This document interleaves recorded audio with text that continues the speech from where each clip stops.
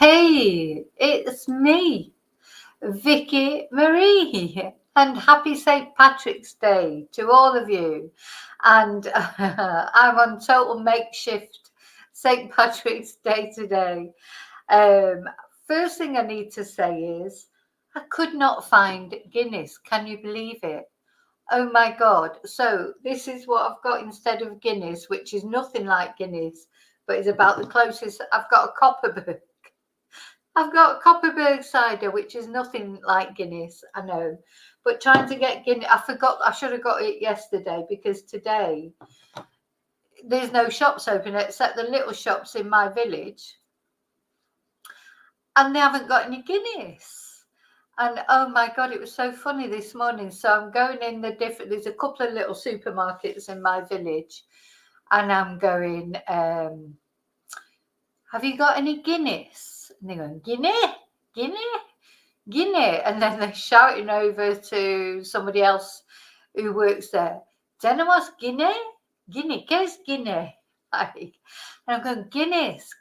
It's an Irish drink. Today's St. Patrick's Day. Obviously I'm saying it to them in Spanish. And actually, the last supermarket that I went in, they did at least understand what I meant by St. Patrick's Day. They're going, dear the Saint Patrick, Santo Patrick, San Patrick. Guinea. And then he sent me round the corner and said, oh yeah, tenemos Guinea. And it wasn't Guinness, it was Strongbow. So that's how much Spanish people know about Guinness. So I ended up with Copperberg, which was really expensive as well. I think it was about €2.60 a can, which is like, you could have a bottle of wine for that. Anyway, cheers. No Guinea at the moment. Couldn't get any Guinness. But anyway, then my hat,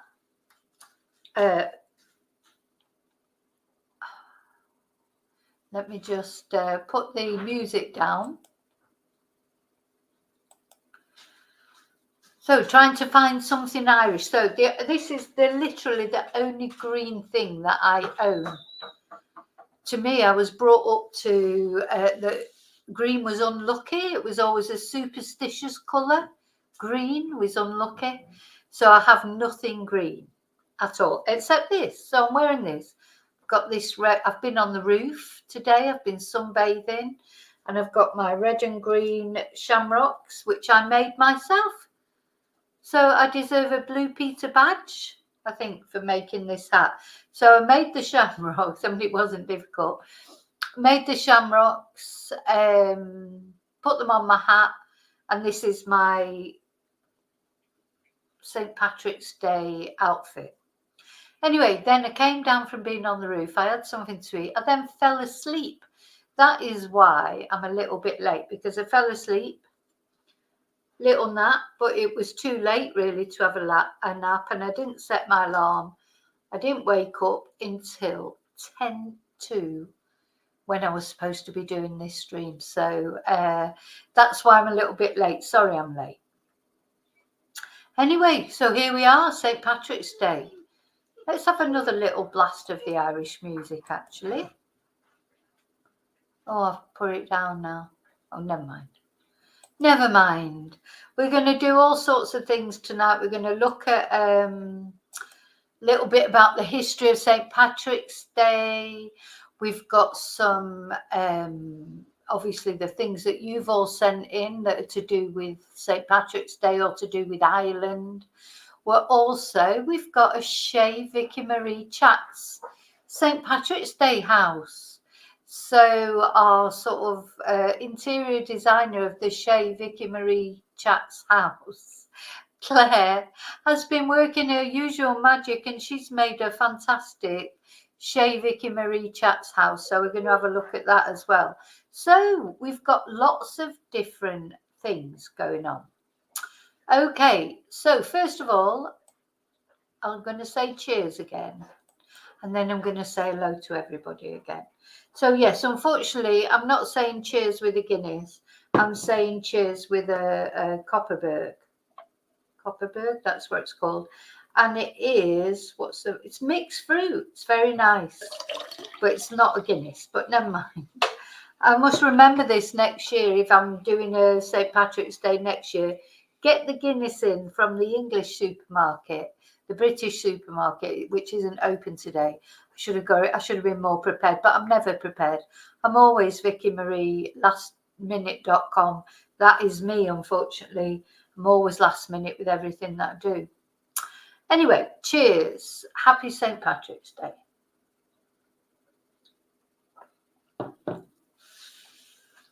So Chumba was the first one on. Hi, Chumba. And then Mini Angel, referring to the thumbnail. Then it was me. I've been a member for 10 months.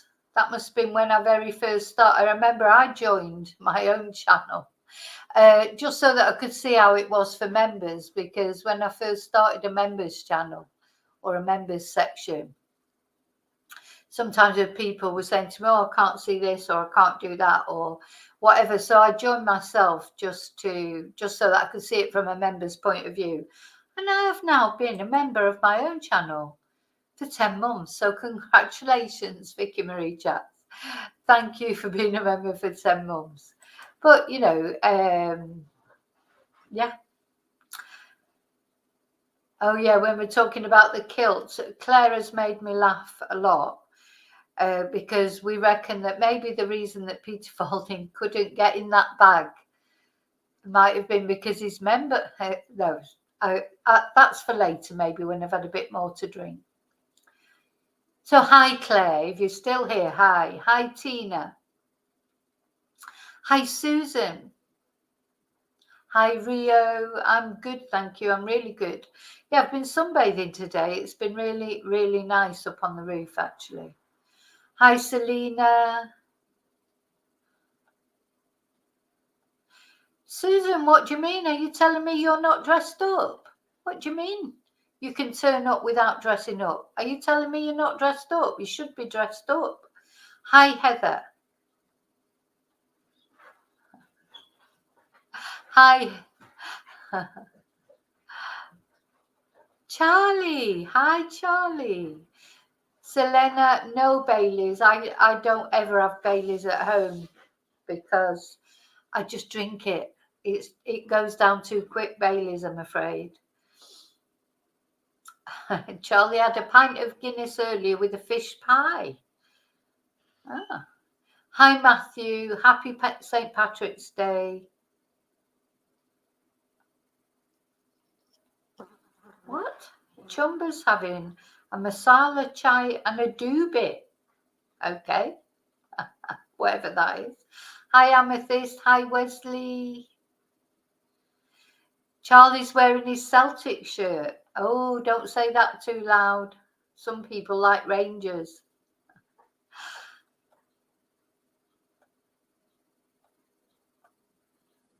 Yeah. It's very difficult to find Guinness, Charlie. And it's funny because, yeah, there's loads of Irish pubs. Loads of Irish pubs in Spain. So they knew about it when I told the guy, like, oh, Guinness. He was like, he knew about it. Oh, yeah, and it's St. Patrick's Day. It's the patron saint of Ireland. They know about it. There's loads of Irish bars in Spain. But, yeah, like you say, to actually find Guinness, except in Irish pubs in Spain, is hard. Oh, Rio. Rio's been a member for 7 months. Thank you so much, Rio. Thank you for that. Hi, Mello. Happy St. Patrick's Day.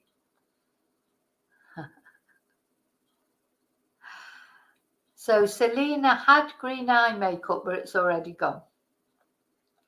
Rio's got her Guinness Zero. You're so good. You're so good, Rio. 2 bottles of Baileys, Selena. Claire's hit there, but cooking, so she's just listening.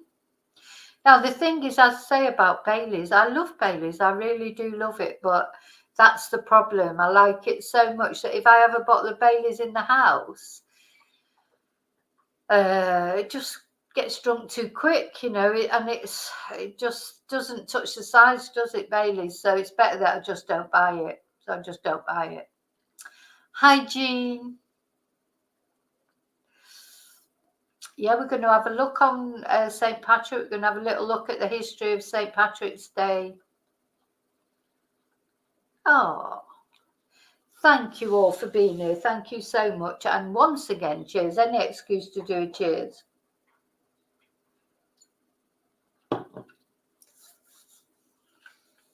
So here we are on St. Patrick's Day. So let's have a little look. Hi, Ali. Let's have a little look at the history of St. Patrick's Day. Now, I don't know if any of you out there are Irish. On my father's side, my father's family, we're all Irish, which is where the surname comes from, Riley. But apparently, so this is according to God. That Copperberg went down the wrong way then. So this is according to Wikipedia. St. Patrick's Day, or the Feast of St. Patrick, is a religious and cultural holiday held on the 17th of March. And the reason for that is it's a traditional death date of St. Patrick.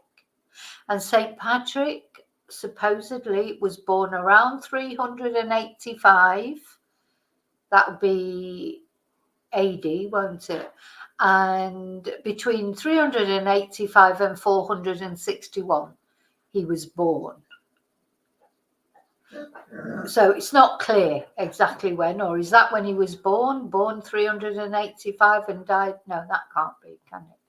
Can it? Hang on. No, it could have been if he was 80. Anyway, he is the patron saint of Ireland. And this was made an official Christian feast day in the early 17th century. And it is observed by the Catholic Church. And of course, in Ireland, they get a day off. It's a public holiday.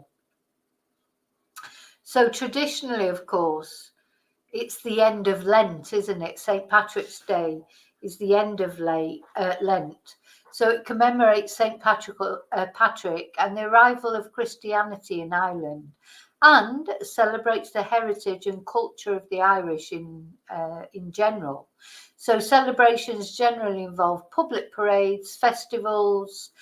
Oh God, I can't pronounce anything Irish. What is oh, I don't know how to pronounce this, but it also involves Selithethe.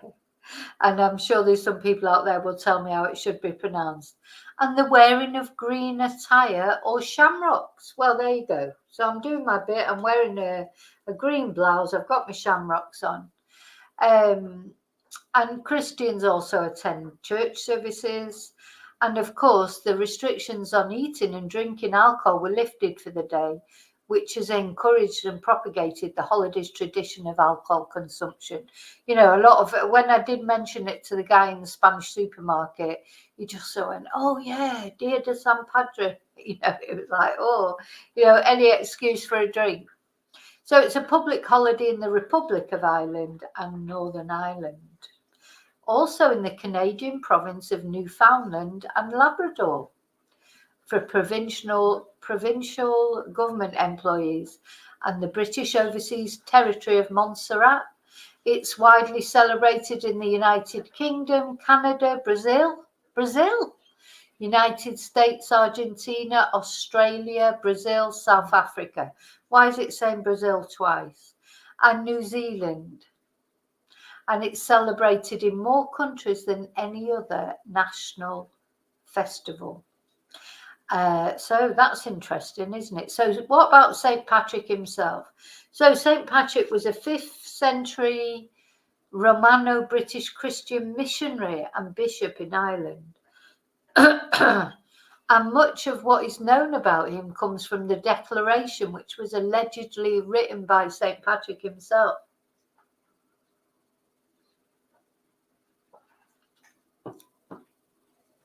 So it's believed he was born in Roman Britain in the 4th century into a wealthy Romano-British family. His father was a deacon, his grandfather was a priest in the Christian church, and according to the declaration, at the age of 16, he was kidnapped by Irish raiders and taken as a slave to Gaelic Island. And it's said that he spent 6 years there working as a shepherd, and that's when he found God. So the declaration says that God told Patrick to flee to the coast where a ship would be waiting to take him home. And after making his way home, Patrick went on to become a priest. So according to tradition, he then returned to Ireland to convert the pagan Irish to Christianity. And the declaration says that he spent many years evangelizing in the northern half of Ireland and converted thousands. And his efforts were eventually turned into an allegory of which he drove snakes, which are like, it was like just representing heathen practices. So this is where the legend comes on, that he drove out the snakes from Ireland. What they mean by that is they drove out heathen practices from Ireland, and when in fact actual real snakes did not inhabit the region ever. So it wasn't that he drove real snakes out of Ireland, according, to the legend says that he drove the snakes out of Ireland. What he drove out of Ireland was heathen practices, according to tradition. So tradition holds that he died on the 17th of March, which is why we celebrate St. Patrick's Day on the 17th of March. And he was buried at Downpatrick. And over the following centuries, many legends grew up around him, and he became Ireland's foremost saint. So there you go. That's St. Patrick. That's where the legend comes from. Gosh. Okay, so what we're going to look at now, born in Dumbarton. Sorry, hi Yvonne, I'll just say hello to anyone who's coming in. Hi Yvonne, hi Mariah. Did I say hello to Wesley? I can't remember, but hello Wesley. Thank you, Heather. Do you know, I bought this necklace in a charity shop in Reading the last time that I was in the UK, which was ages ago. Well, not the last time I was in the UK. Last time I was in the UK, I was in Manchester last year. But the last time I was in Reading, which is about 3-4 years ago. But yeah, and it's lasted all this time. It does feel like it's sort of on its way out, but I do like it.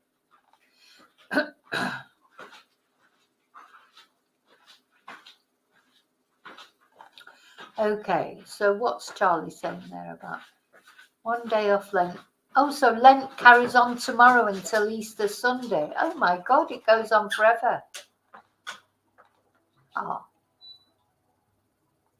Now, I just want to say about David, because I know a few of you are asking about him. He's okay, but he's got a few things going on. So he has contacted me. He's got a few things going on, so I don't think he'll be on chat tonight, hopefully. Hi, Desi. I did make it today. This is a hat. I've had this hat for ages, but I just made the shamrocks for tonight. Yeah. Okay. Now, so what we're going to look at next is we're going to look at the things you've sent in. And also we're going to look at the doll's house. The Shay Vicky Marie chats that Claire, honestly God, I'm overwhelmed with this doll's house, because even, YouTubers such as Mr. Beast with all their millions of followers, they don't have a doll's house like I've got. Every time Claire makes a themed doll's house for like Christmas or you know, the Halloween one or the New Year, etc. It's just fantastic. It always makes me smile. It cheers me up so much. It's so lovely. I really thank you, Claire, for doing that. And we're going to have a look at it. Well, we're going to have a look at a mixture because people sent things in as well. So we're going to have a look at all the St. Patrick's Day things that I was sent in. Of course, as you know, it takes me a little while to find it. Got to set it up. Oh my God, I absolutely adore this doll's house. I can't even tell you how much.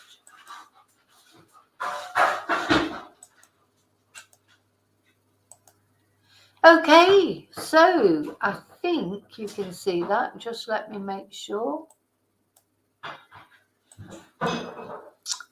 Yeah. So, oh, hi, Annie.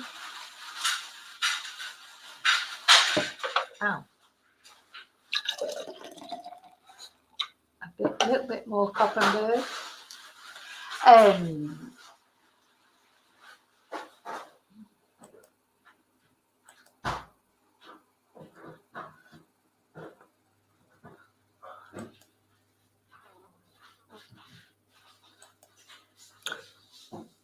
Okay, so this is the entrance. So welcome to Shay Vicky Marie Chats. This is welcome to the Doll's House. Happy St. Patrick's Day.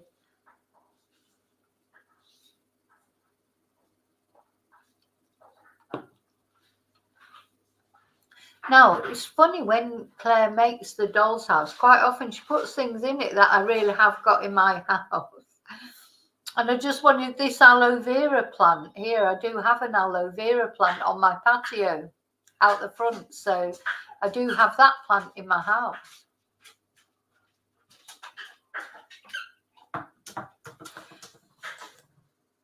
So yeah, welcome. Oh, and the other thing, although I don't have a Pink Panther in my house, but Pink Panther was one of my favourite cartoons when I was growing up. Do we all remember the Pink Panther cartoons? Da-da, da-da, da-da, da-da, da-da, da-da, da-da, da-da. You know, and of course it's based on the Inspector Clouseau films. And I love the Pink Panther cartoons, or I did when I was a kid. And now I really like, I don't know if you can get them in the UK, but you can get these little cakes here. Pantera Rosa, Pink Panther cakes. I love those as well. So having the Pink Panther in the Doll's House as well. Oh, and then do you know what? I hadn't noticed this. This little Buddha, I've got one of these little Buddhas as well. So yeah, it's quite strange really, because sometimes things turn up in the Doll's House that I actually have got in my real house. Hi, Alana. Welcome to, oh, and look at the little shamrock thing here. Lovely. Oh, and this is just brilliant. So this is like trying to, you know, this is me. It's not really me, unfortunately, but it is my Vicky Marie Chats doll. With it, it's just like a bit of a tease, I think, to start off, you know, with the trainer on. But I really love those trainers. So I haven't got trainers like that, but I'd quite like trainers like that.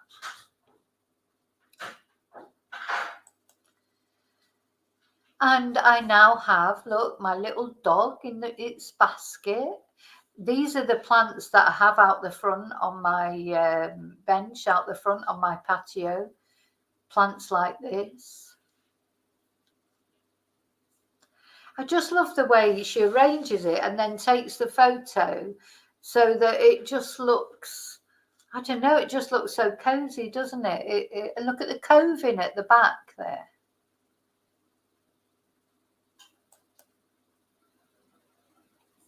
I love it. Yep, so these are all like the entrance, aren't they?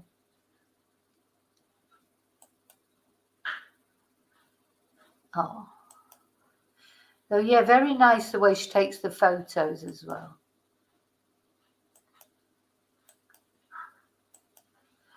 And this is me. I'm not quite sure what I'm doing there, but this is me with my little pink, I wish it was me, with my little pink trainers on, all dressed up for St. Patrick's Day with a green top, some green felt in the flowers, and I've got glasses on for some reason, but this is me and my choker. This is my Vicky Marie Chat's doll.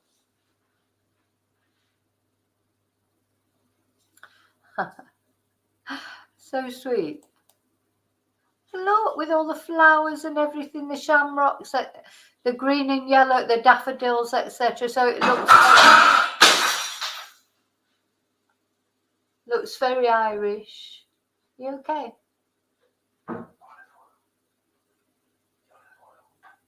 Oh no, not the olive oil again. There you go, there's the olive oil. Sorry. Oh God. There wasn't much in it, hopefully, was there? No.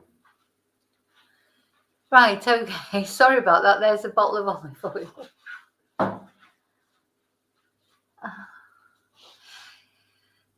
Okay, so let's look at the next picture.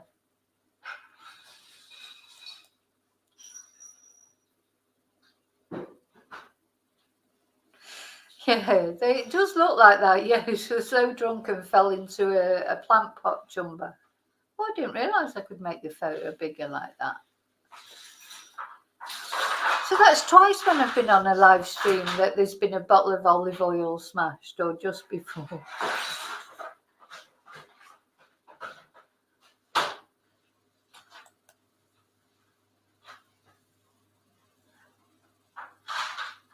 Okay, so sorry, just let me think back now what I'm doing. So here's the, happy St. Patrick's Day. Oh, hi 411. Thank you for that membership. So 411 has gifted a membership. I don't know who got it, but no, it wasn't my wine, Annie. I'm not on wine tonight. I'm on Copperbird because I tried to get Guinness and I couldn't get any in my little village, so I ended up with Copperbird. So no, it wasn't a bottle of wine. So sorry, I just want to show that. Thank you. Thank you 411 for the gifted membership. I'm not quite sure who got it, but yeah. And you know what? Oh, Charlie, olive oil being expensive. Oh my God, it's nearly 10 euros now for a bottle of olive oil that used to cost about 4 euros. And apparently it's the most stolen item from Spanish supermarkets at the moment. Olive oil is the most stolen item because it's so expensive. And one's, oh, thank you 411. One's just gone crashing. Luckily, there wasn't much in it. There was not much olive oil in that bottle, luckily. But there was enough. The trouble is it goes everywhere and it takes ages to clear up. Okay, let me go back to where I was. So yeah, look, oh, the little dog. That's definitely Riley there in the basket, isn't it? Definitely Riley.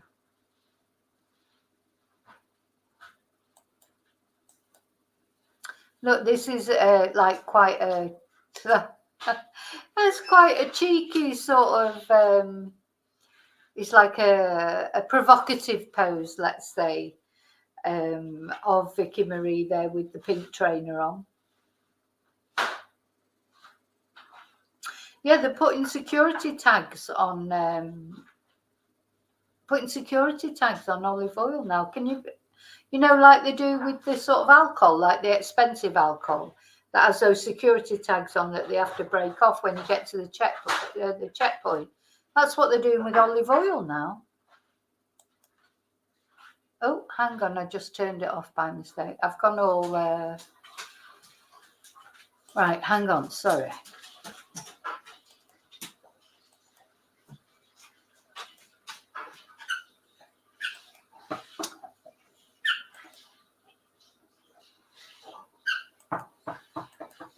Hang on, I've just lost the plot there a little bit with those. Right, where was I up to that one?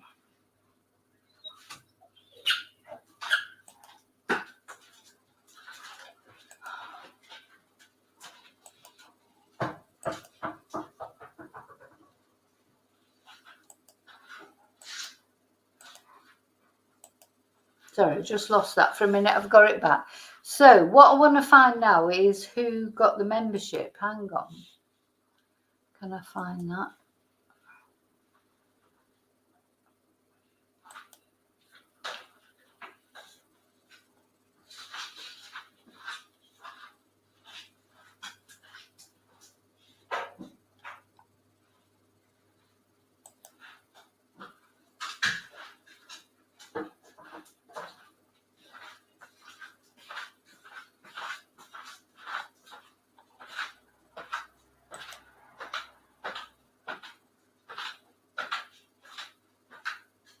So that membership went to Carol A. So welcome to the family, Carol A.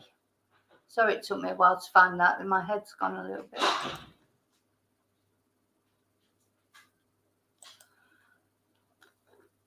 Carol A. Yeah, thank you. 411, and that's Carol A that's got the membership.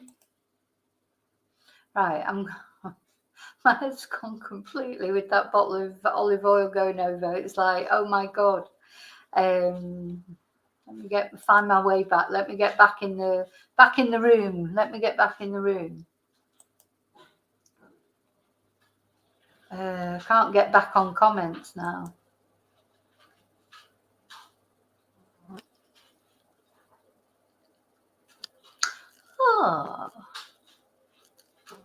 Oh, yeah. Thank you, Jean, but we won't just talk about that right now. Oh, so you've got 411. You've got 5 dogs now. Oh, right. I've got to try and find my way back into the room because my head has just completely gone. Okay, I'm back. Oh, look, there you go. So that's me sitting there apparently for St. Patrick's Day. Oh, it's so lovely that, isn't it? It really is lovely. I mean, it just amazes me, the detail in it. It's incredible, the detail. Oh, I wish I was just sat in that bower, like, I just look so relaxed there. I wish I really was just all relaxed like that and totally sort of chilled.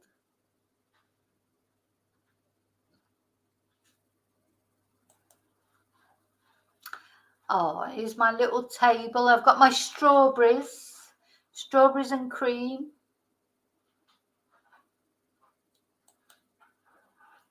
And I've got a little cat now in my Shay Vicky Marie Chat's house, my little pussy cat. I haven't got a cat. I'd like to have a cat, but the dogs wouldn't have it.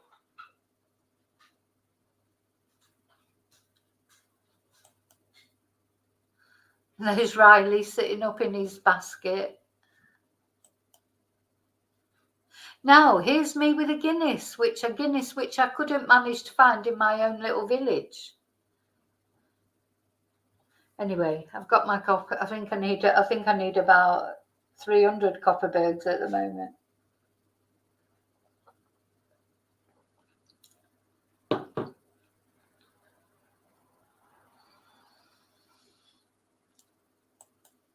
So 411, do they all get on okay, your dogs? Because, we have 3 dogs, but they don't get on, so we always have to keep them separate.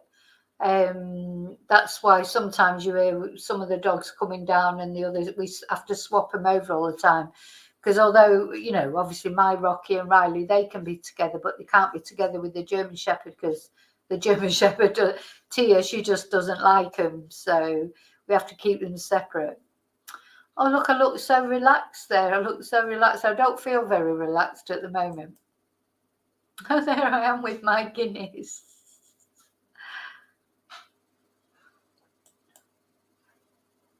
And look, there. Now, as I say, I wish I did look like that, really. I don't look anything like that.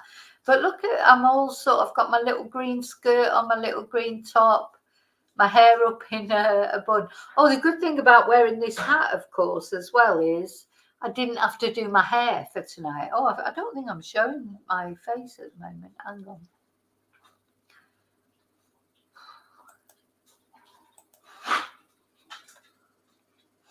Right, let me, I'm coming sort of, I'm getting just sort of set my nerves off that with the bottle of olive oil going. I'm coming back. Okay.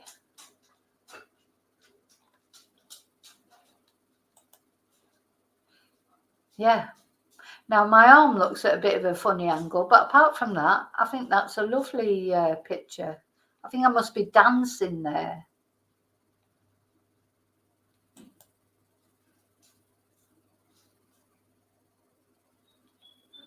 She's got me dressed like a tar. No, maybe. Or maybe I am a tar. No, I'm not. You know, I couldn't wear anything like that because I haven't got the figure for it. But, you know, if I had the figure for it, I would wear it. Well, maybe not my age now, when I was younger.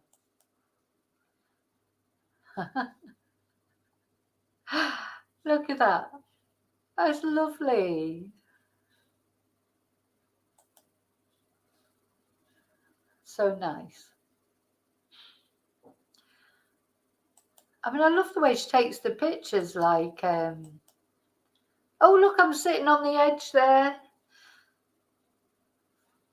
So lovely. I don't know where these shoes come from. I mean, they're amazing, aren't they? That's right. Chumba wants to be a tart.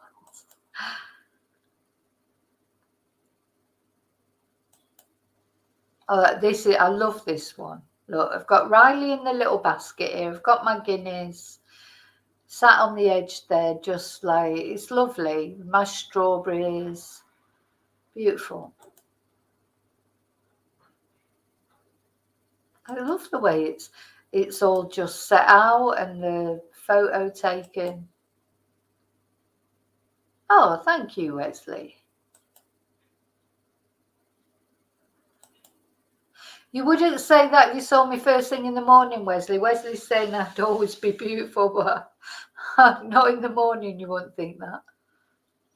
Takes me a couple of hours to get sort of, you know, to start even looking human, to be honest, these days.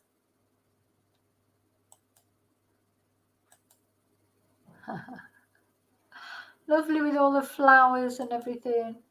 Okay, so that is the pictures that Claire sent me of the Vicky Marie chats, Shay Vicky Marie chats, and I'm going to put them. I have actually started a channel. Well, say I had a channel that I've never really used, and I've changed the name of it to Shay Vicky Marie chats, and I'm going to put all the Doll's House things on there when I get the time to sit and do it properly. I'd like to put, like, you know, the videos on there, like a video of Valentine's Day, because she did that lovely Vicky Marie Chat's House for Valentine's Day, and the one that she did for Halloween, and now this one that she's done for St. Patrick's Day. And I'd like to put them in separate videos and put them on there. That's my plan. And have a separate little channel, just a fun channel, to show like the Vicky Marie, Shay Vicky Marie chats videos and the photos that Claire sends me. So thank you so much, Claire. So here now we're going to come to some of the Irish things that people have sent me. This was the one that I used for the thumbnail. Make sure your kilt is short enough to do a jig, but long enough to hide your lucky charms. And this is the one that was saying Peter Folding would need a very, very long kilt, apparently. And of course, anyone, there's not many ladies, not many people out there. If you like men, you probably like Cillian Murphy. I mean, Peaky Blinders, he's just a bit special, isn't he? He's got those beautiful eyes. So this was his picture was sent to me. And also some pictures of Guinness dark chocolate, milk chocolate. Anything to do with Guinness is nice. So we've got Guinness milk chocolate. This is making me want chocolate now, of course, and I haven't got any chocolate. Guinness, what is it? Milk chocolate, caramel chocolate. And what's that? Oh, dark chocolate. Yeah, lovely. Guinness and chocolate. Chocolate Guinness beer cake recipe. That sounds nice. I can't believe that I couldn't find Guinness. So, Irish toast. There are good ships and there are wood ships. The ships that sail the sea. But the best ships are friendships, and may they always be. Cheers.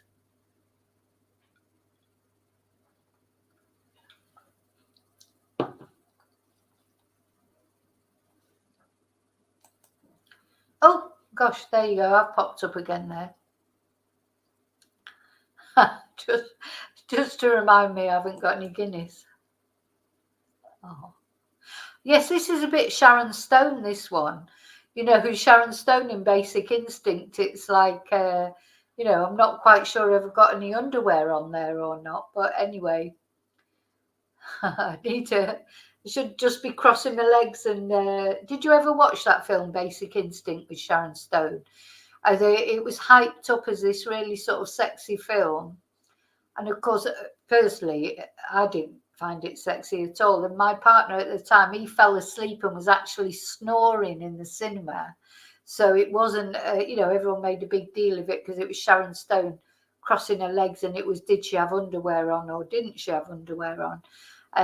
But my partner was so impressed that he actually fell asleep and snored all the way through the film. I personally thought it was a really boring film. It was Michael Douglas as well, wasn't it? It was awful. Not the best film ever, but it had a big hype. But yeah, that does look like a bit of a Sharon Stone moment.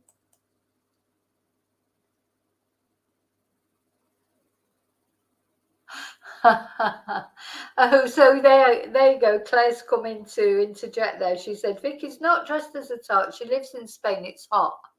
And she can wear what she wants. Which is true. I've probably had similar clothes to that on when I went up on the roof to sunbathe. And I have green knickers on, apparently. So there you go. So I am not without underwear. And she's back to her cooking.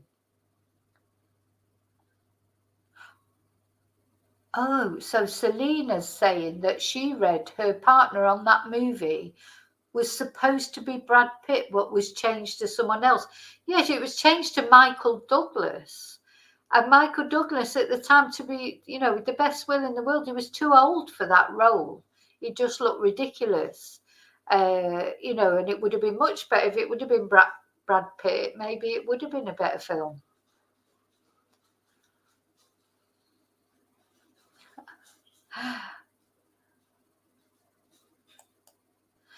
Yeah, a few more photos that I didn't put on earlier, obviously. I thought I'd finish with. Oh, now this is a very. I'm not going to tell you who this is. They'll tell you if they want to. But this was one of my members who sent this picture of when they appeared in, I think it was Gilligan's Rainbow or something. It was like, a play, like an amateur dramatics, Finnegan's Rainbow, was it? Finnegan's Rainbow. And of course, you can see how politically correct it was. In those days when, gosh, they even got black faces. Apparently, there was a lot of black people, or supposedly in this film, and it was before, that we knew that it wasn't. It looks awful now, really, doesn't it? I mean, I don't mean my member looks awful. I mean, it was just one of those things at the time. Going back in time, I think it was in the was it the late 70s, 80s? I think it's not me. It's one of my members that sent in this photo. It just shows you how times have changed, isn't it? You can't imagine that now. And good, for good reason. But yeah. So this is a very young, one of my members when they were very young, appearing in amateur dramatics.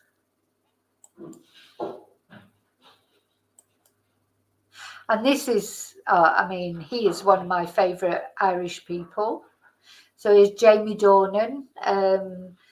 You know, with his Guinness, he managed to find a Guinness, obviously. No, didn't go commando, Charlie. I'm glad about that. Jamie Dornan, yeah, very famous Irish person. I like him in The Fall. I always like the, you know, like the baddies. I didn't like him in 50 Shades of Grey at all, to be honest, but I know a lot of people did. But personally, I didn't.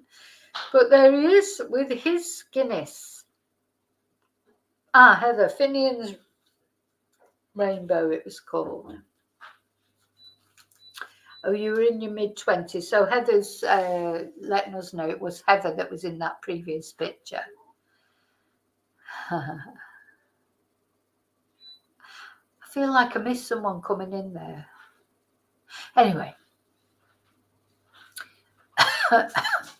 So, yeah, Jamie Dornan. Oh, and then somebody sent me this picture in, which is an Irish cocktail, a tropical leprechaun, 2 ounces of coconut rum, half an ounce of blue curacao, 3/4 of an ounce of melon liqueur, an ounce of pineapple juice, and fill it with Sprite. And there you've got a tropical leprechaun. I'm not very good at measuring things out, to be honest, so I probably won't be very good at that, but it sounds nice. What makes it green then? It'll be the blue curacao combined with the pineapple juice, would it? That makes it green. How's it ended up green? Anyway.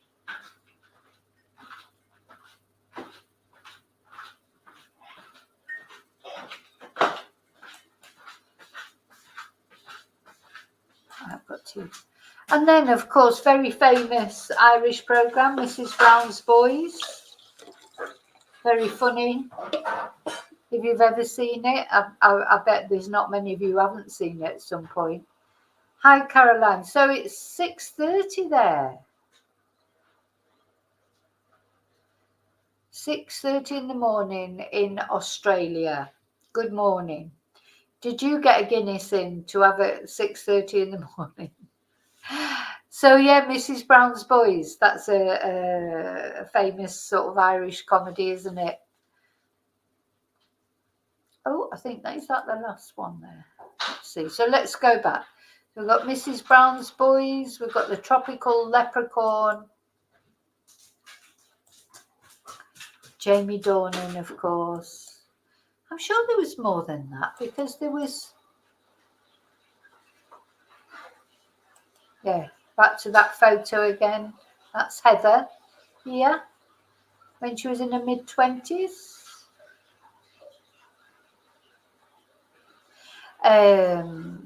What's happened to somebody sent me pictures of Pierce Brosnan as well. There were other photos, whether not sure where they've got all gone because that seems to be the last one. But there was definitely they sent me Pierce Brosnan as well, and it's disappeared for some reason. And then let's just go back over the Vicky Marie chats quickly just to see. So this is me, and I have got green knickers on, and actually you can see here I'm not commando. I have got green knickers on, and I'm dressed like that because I was sunbathing.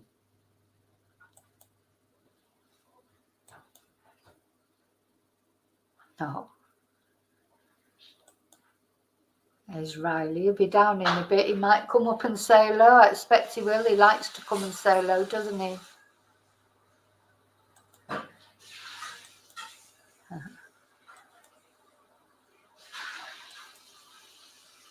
Yeah, some Guinness and chocolate, chocolate and Guinness. I would imagine chocolate and Guinness go together quite well, don't they?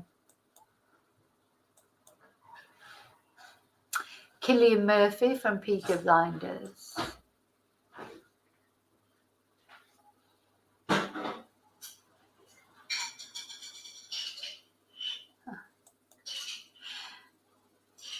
Now, Ali's talking about Val Doonican, which somebody else mentioned actually. Somebody else emailed me about. But the problem about showing things like the Val Doonican or Terry Wogan, they mentioned as well, Terry Wogan, of course, is sometimes you get pulled up, for copyright when you try and show old programs. Hi, Ocean. Yes, I've always got a suntan line, Ali, always.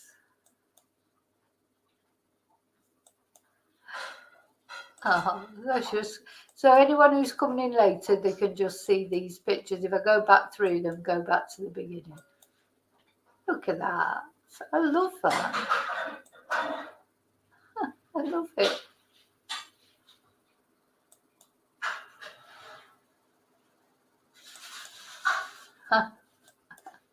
Look, that's me after drinking too much Guinness. Looks like I fell in the plant pot.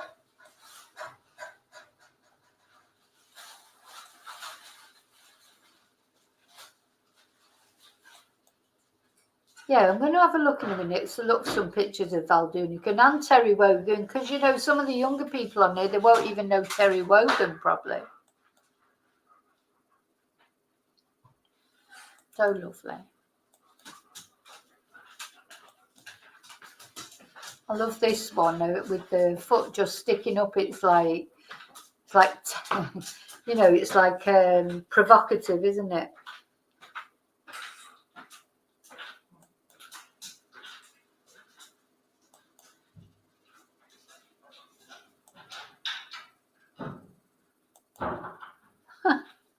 That'll be how I'll be later after a few more cans of Koppenberg.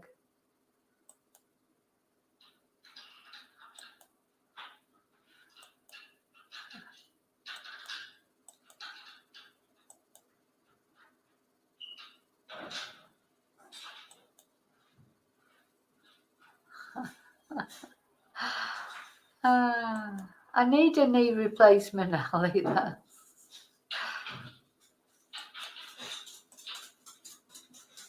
It is, Riley.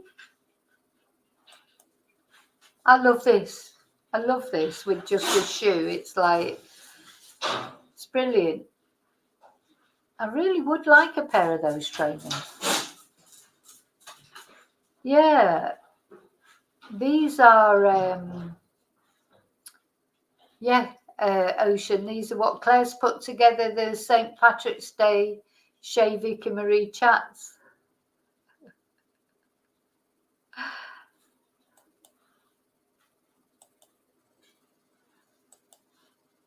Yeah, there you go. Okay, let's have a look at picture of Val Doonican. For those of you, I vaguely remember him. Didn't he sit in a rocking chair or something? Let's have a look. I found some photos of him.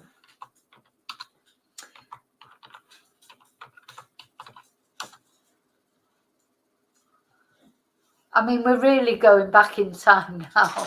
Going back in time to Val Doonican, we're going back.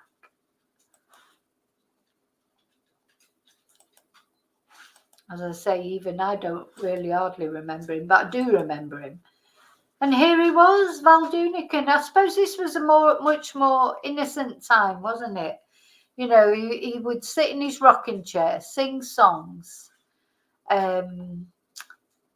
Did he tell stories? I can't even remember what he did. What did he do?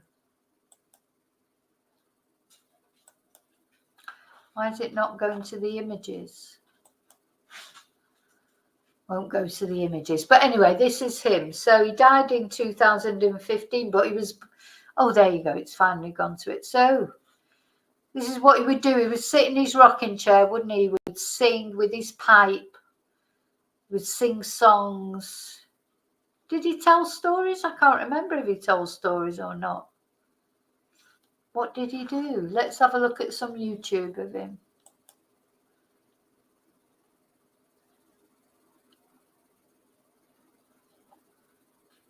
Oh. I'm just worrying about, they're going to pull me up for copyright. They always do. I can show a little tiny bit.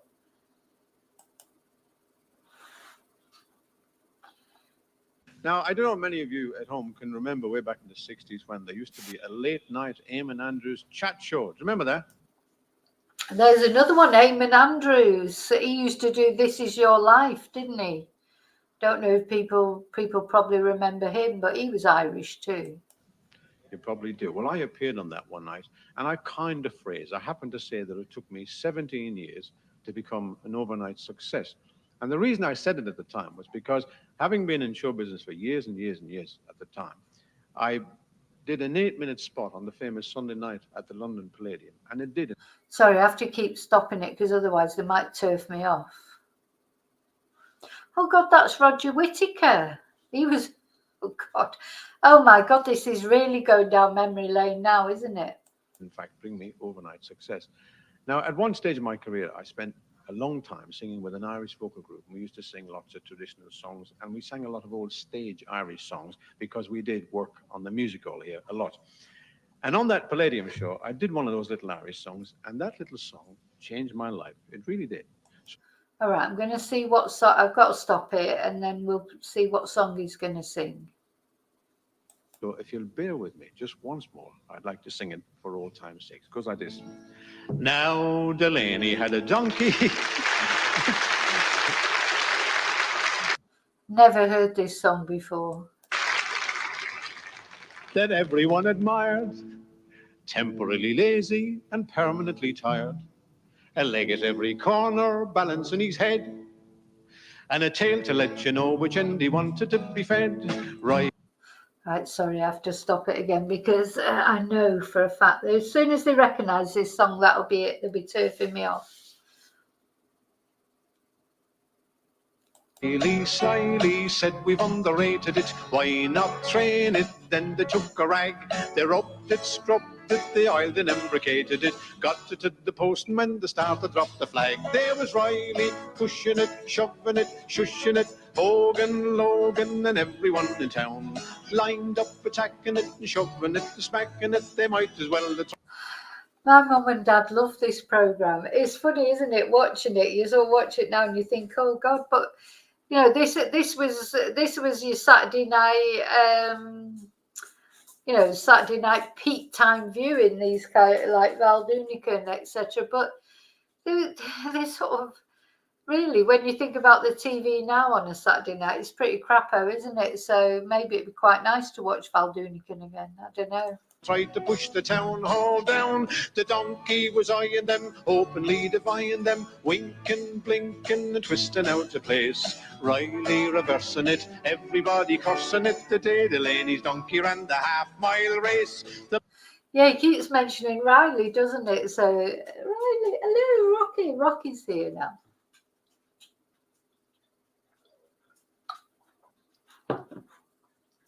He definitely mentioned the name Riley. The muscles of the mighty, never known to flinch. They couldn't move the donkey a quarter of an inch. It's not his best song, this, I don't think. I like it. I like the ballads. Let's have a look at this. We might be all right with the copyright because it's archive TV. It may be okay. Let's see him sing it. See what this is.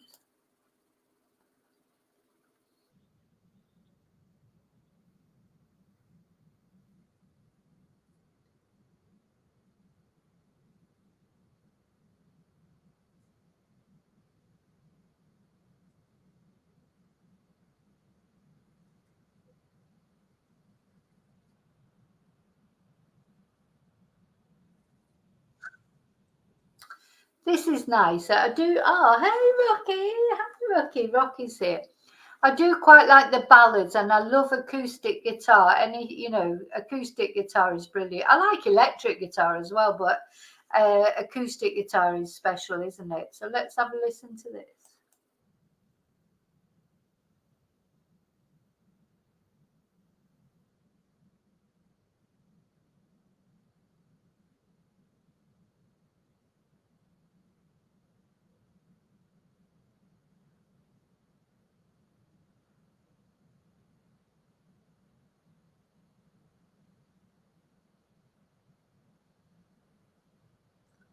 Now, I really like this song and I just want to listen to it play, but I just know that will not be a good idea, but I really do like it. Oh, you can't hear it. Oh, sorry. Here we go. I've got to leave old Durham town. I've got to leave old Durham town, and that leaving's gonna get me down. Whoa, oh, we're moving. Hang on, let me go back to it again because I think I forgot to share it. Gotta leave old Durham town, and that leaving's gonna get me down. Back in 1944, I remember Daddy walking out the door. Mama told me he was going to war. He was leaving, leaving. I've gotta leave old Durham town. I've gotta leave old Durham town. I've gotta leave old. I mean, that is like, it's real easy listening. You know, when they talk about music as being easy listening, that really is. It'd just send you off to sleep, wouldn't it? Like listening to them singing. It is nice, isn't it? Well, I think it's nice. Durham town, and that leaving's gonna get me down. Whoa, oh, we're moving. Hang on, let's move it forward a bit. I don't like that. No, I don't like that. I don't like that at all. I don't like the whistling and the drums. No, I don't really like the jiggy sort of music. I like the ballads. So I'm sorry, I'm going to fast forward that a bit.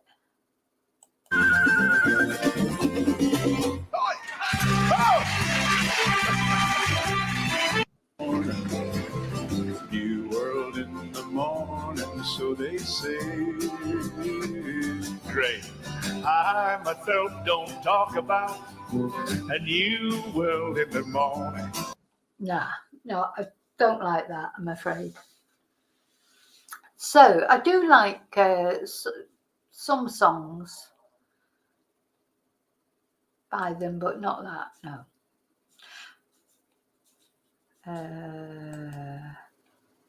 I like, I'll tell you what I like. I like the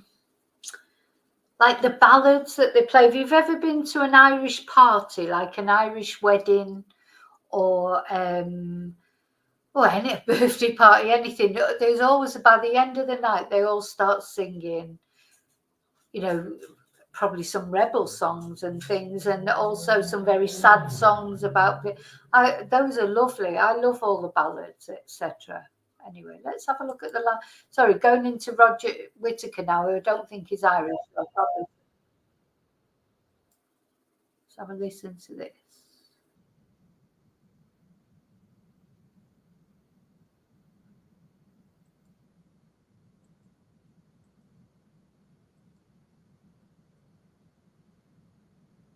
Now, this is a very sad song by Roger. I like that. You know, it's like going back in time, isn't it? I don't think he's even Irish, so it's nothing really to do with being Irish. But it's just, I don't know, just these songs, they're just like, I don't know, they do put you to sleep, but that's quite good.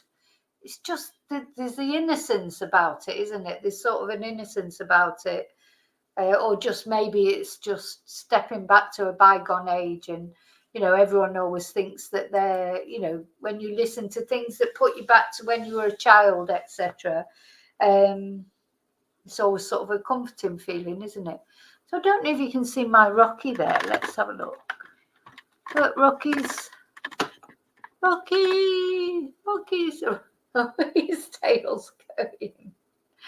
Hey, Rocky, little tail wagging. Oh.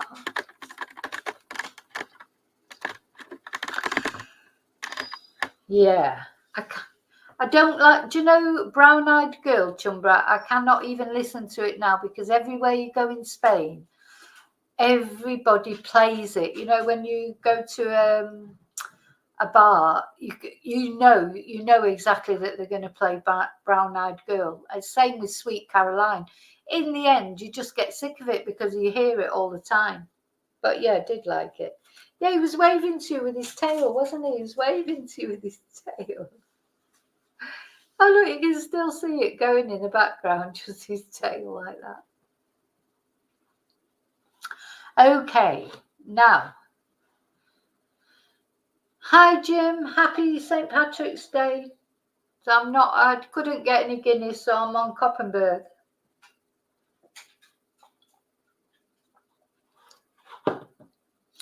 Hi, Tracy.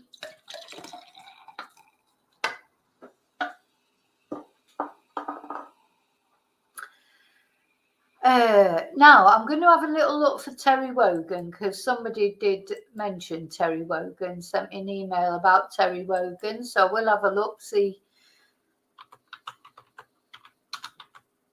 So Terry Wogan, of course, at one point he was on everything, wasn't he? There he is, Terry Wogan. Oh, saying there he is, I've got to share it, of course. So Terry Wogan was on everything at one point. Of course, he used to do the Eurovision Song Contest. And as much as Graham Norton is all right, but Terry Wogan did it better, I think. He did do it better. Yeah. And he died in 2016. He was born in Limerick. He died in 2016. He was 77 years old. And there was a time when you couldn't turn on your telly and Terry Wogan won't be on it, you know, and, you know, it must have been quite sad. Let's have a listen to this, actually. This is when he signed off his breakfast show. God, my computer's working so slow tonight.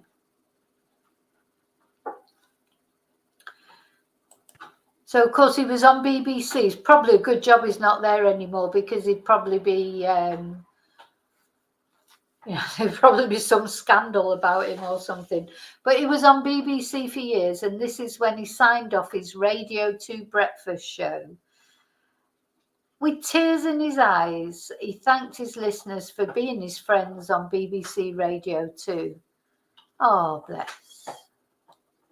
And this is it then. This is the day I've been dreading. The inevitable morning when you and I come to the parting of the ways. The last wake up to Wogan. It wasn't always thus for the first 12 years. It was the plain old Terry Wogan show, and you were all twits. The Terry Wogan is top society.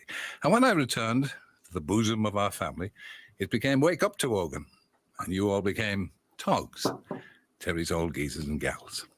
It's always been a source of enormous pride to me that, and this is it then. This is the day I've been dreading. The inevitable morning when you and I come to the parting of the ways. The last wake up to Wogan. It wasn't always thus for the first 12 years. It was the plain old Terry Wogan show, and you were all twits. The Terry Wogan is top society. And when I returned to the bosom of our family, it became wake up to Wogan, and you all became togs, Terry's old geezers and gals. It's always been a source of enormous pride to me that you've come together in my name, that you're proud to call yourselves my listeners, that you think of me as a friend, someone that you're close enough to laugh with, to poke fun at, and occasionally, when the world seemed just a little too cruel, to shed a tear with. And the years together with you have not only been a pleasure, but a privilege. Oh. You've allowed me to share your lives with you.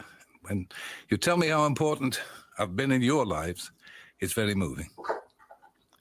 You've been every bit as important in mine. Oh. We've been through at least a couple of generations together.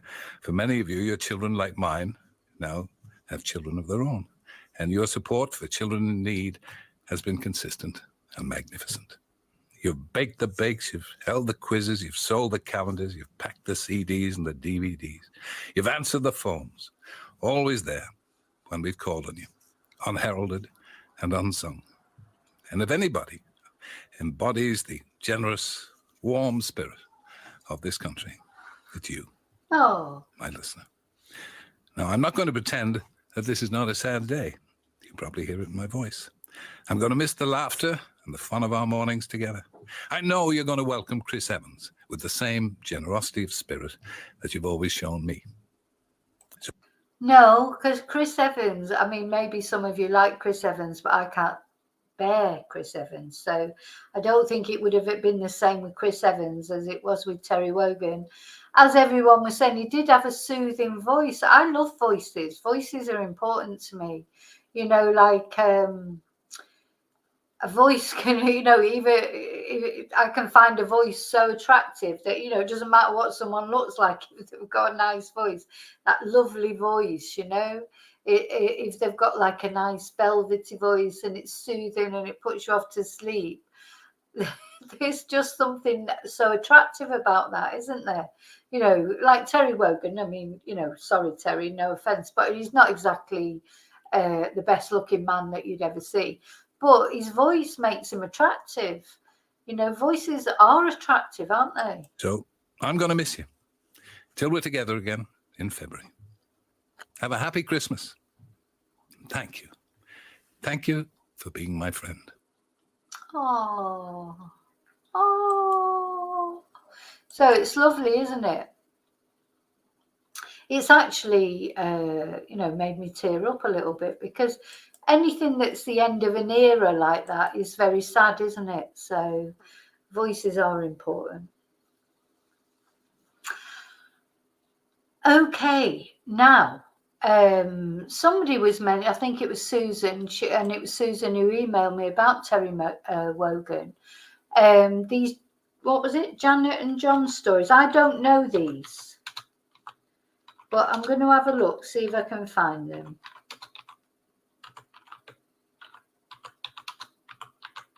Never heard of him, to be honest. Let's see if I can find one. Yeah, I never heard of these Janet and John stories.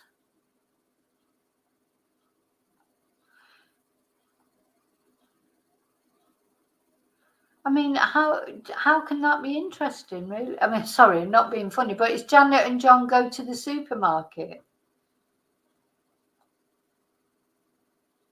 Oh, he makes them into parodies. Let's have a listen to one. I hope I'm allowed to listen to it. But anyway, I'm going to listen to it. Oh, I see. He made them funny, did he? I've never listened to one. Seaside. John is very excited. John likes the seaside. Janet is making bloater paste sandwiches. John does not like bloater paste. Do you know what dry heaves are? John does. Soon it is time for Janet and John to catch the bus at the end of the lane. Janet gives John a barley sugar twist to suck. Janet has to wipe John's beard with a wet hanky. See John wriggle. When they arrive at the seaside, Janet gives John his bucket and spade, his sandwiches, and some money to spend on the pier.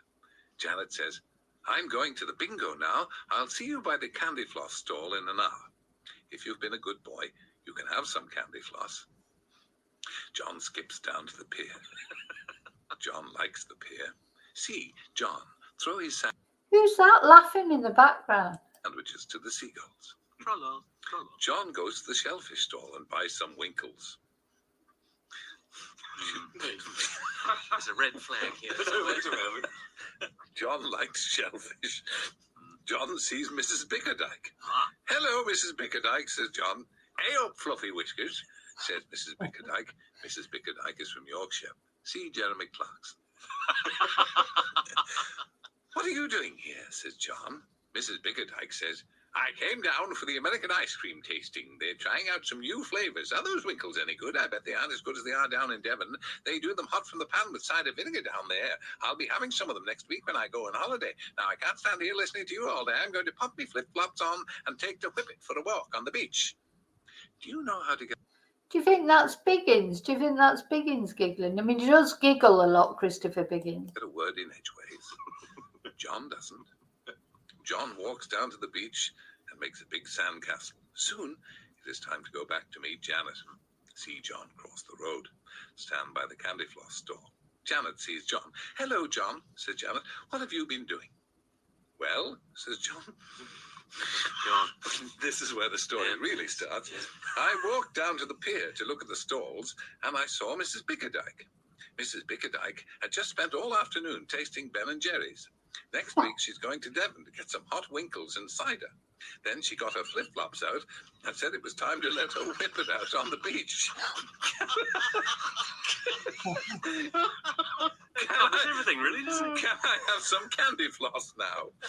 See Janet push John's head into the candy floss machine and switch it on. See John go pink and fluffy. Poor John. I mean, I'm a bit, I don't know about that, but let's listen to one more. Actually, we'll listen to one more while I go and get another Koppenberg out of the fridge. Let's see.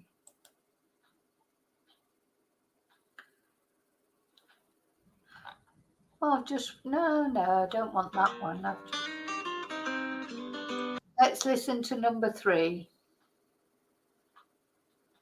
Have fun with photography. Oh no. Today, John has got his camera out. John used to operate a camera for the BBC, but he kept bumping into things. Clumsy John. John says to Janet, "I'm going to take some photographs. Can you roll your eyes?" Janet can. Janet says, "I'm not dressing up in Tupperware again." Oh, see newsreaders' wives. "No," says John, "I'm going out to photograph wildlife." "Don't forget you can't develop any photographs until your enlarger is fixed," says Janet. Somehow I know where this is going. John takes his camera for a walk down the old railway line. At the top of Mill Lane, John sees Mrs. Spence. Mrs. Spence is taking photographs of birds. "Hello, Mr. Marsh," says Mrs. Spence. "Did you get any nice shots?" "I think so," says John, "but I can't use my darkroom until I get a new bulb for my enlarger." "I only ever use my digital camera now," says Mrs. Spence. "Would you like to pop around and use my darkroom?" "Yes, please," says John. Mrs. Spence makes John a cup of tea while he is printing his photographs. Kind Mrs. Spence. When John has printed his photographs, Mrs. Spence shows John the pictures she took. There is a swallow, a pheasant, and John has a nice photo of a woodcock. That's not funny. I don't see anything funny about it. No, just a bird. John thanks Mrs. Spence for the tea and goes home to Janet. "Did you get some nice photographs?" said Janet. "Yes," says John. "I saw Mrs. Spence. Mrs. Spence said I could pop into a darkroom and see what developed once the red light was on. Once I told her I really like birds, Mrs. Spence showed me some very impressive swallows, and wants to see an enlargement of the woodcock I showed her next week." Do you know what a hot shoe attachment is? Janet does. Well, they seem to be having a good time. Listen to that. I can't make my mind up. Some of it's funny, but I don't know. It's that typical British sort of double entendre, isn't it? It's like the, Carry On film sort of humour type thing. But anyway, it's part of, I do like Terry Wogan, and I liked him on Eurovision. He was always funny on Eurovision, and I don't know about you, but I can't remember. Did I watch it this year? Eurovision, it's not the same without Terry Wogan, let's say. Okay, so what we're going to do now is we're going to do a quiz. We're going to do a quiz, an Irish quiz. So let's see what your Irish general knowledge is like. Now, some of these questions are quite tricky. We're going to look at 40 questions. I'm going to ask you the question, give you a chance to answer them, see what you think the answers are. And I don't actually know the answers either. I haven't looked at them. We'll look at the quiz. It's an Irish general knowledge quiz.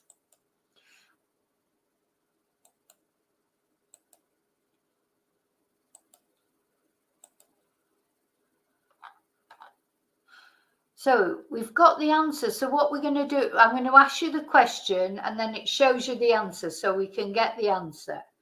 Are we all ready? How's your Irish general? No, you're not allowed to use Google, Claire.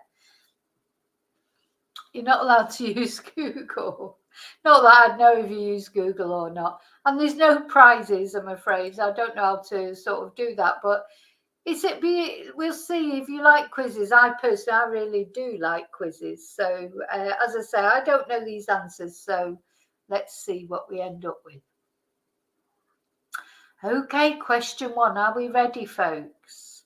So number 1, in 1951, which film was shot on location in Cong, County Mayo and directed by John Ford? And I do think I might know this one, but I'm not sure.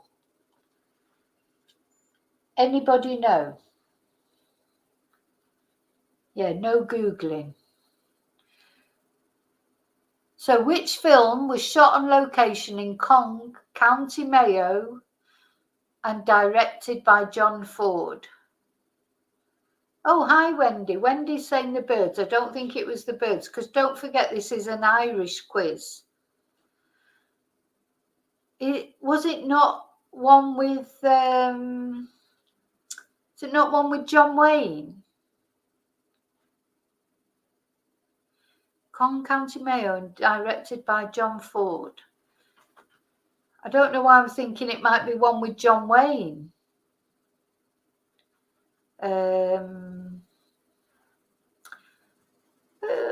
Well, it might be Wesley. It might be National Velvet. That was Elizabeth Taylor, wasn't it? That was she was only young, wasn't she, when she made that film?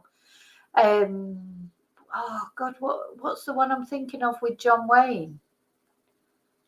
All black and white. Not a clue. So we're not doing very well, are we, for the first one? God, anybody remember any John Wayne films? No, I don't think it was a Mickey Rooney film, but I don't know. Brigadoon. Film shot on location. I don't know. It could be Ryan's Daughter. That was a brilliant film, actually, wasn't it? Ryan's Daughter. If anyone's ever seen Ryan's Daughter, it was a fabulous film. Maybe getting my Johns mixed up. I know, yeah. Because you wouldn't think John Wayne would be in an Irish film, but it is. It's bugging me. It's like, oh, God. Oh, I feel that I know this. I do feel that I know this. Right. Shall we go for it and look at the answer? What, Ocean? You've never watched Ryan's Daughter? It's a really good film. It's just John Ford. Didn't John Ford direct cowboy films? That's why I'm thinking of a John Wayne film, because I'm pretty sure. Oh, it was that one where he. Oh God, this is going to drive me mad now. Or was it Seven Brides for Seven Brothers? Maybe was it that one? A film like that? I don't know.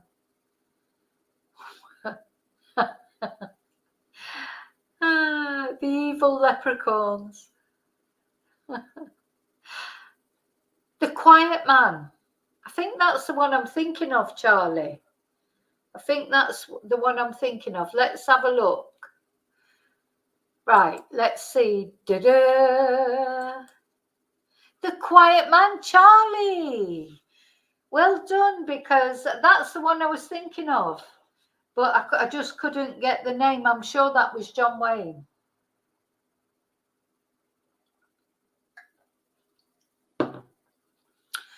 Okay, I feel like I'm in a proper pub quiz now.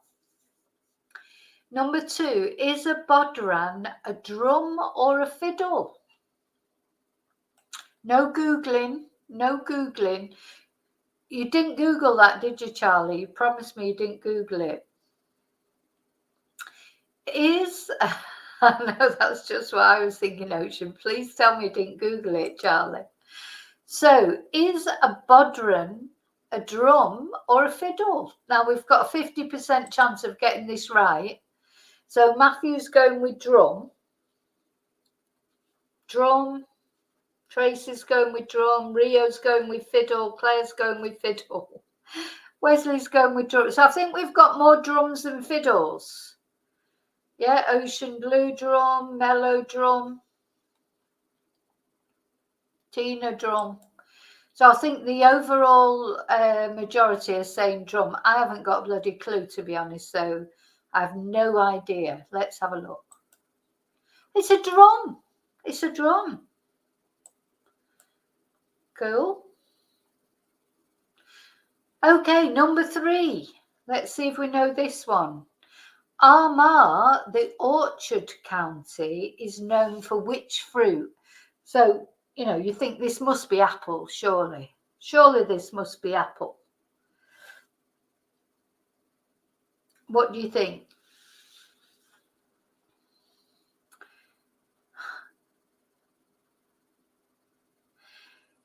Do you think that Orchard County is known for apple? It feels too obvious though, doesn't it? Kelly's saying peach. Apple, pear, apple, plum, potato. Potato, potato, it's potato. Apple again, apple again. Well, potato's not a fruit though, is it? It's not one of those funny vegetables that is actually a fruit like tomato, is it? A potato is definitely not a fruit, I don't think. Oh, Charlie's saying yes, it is. Bean sprouts. Rio's saying bean sprouts. Somehow I don't think it's bean sprouts. Hops? No. I mean, the thing is, apple seems too obvious, doesn't it? So you think, well, what other fruits come from Ireland? Could be peach. Somebody had said peach, hadn't they? Fruit Loop. Yeah, no, it could be tomato. Could be tomato because tomato is a fruit. So let's go for it. Shall we go for the answer? Charlie's passing. I remember you, Charlie, the last time we did a quiz. You did a lot of passing. Grapes.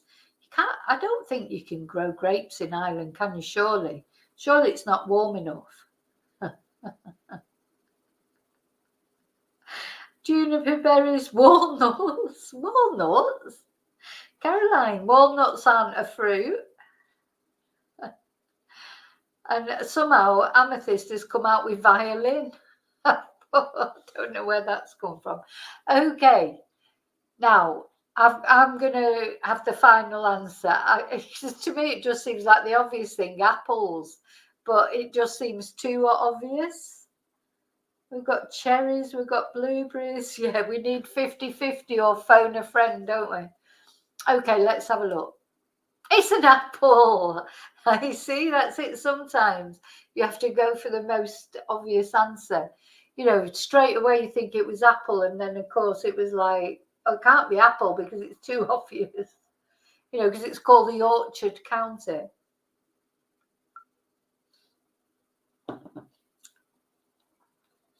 I think we've got all 3 right so far. I don't think we'll get this right. Well, we may do. What does GAA stand for? Anybody know what GAA stands for?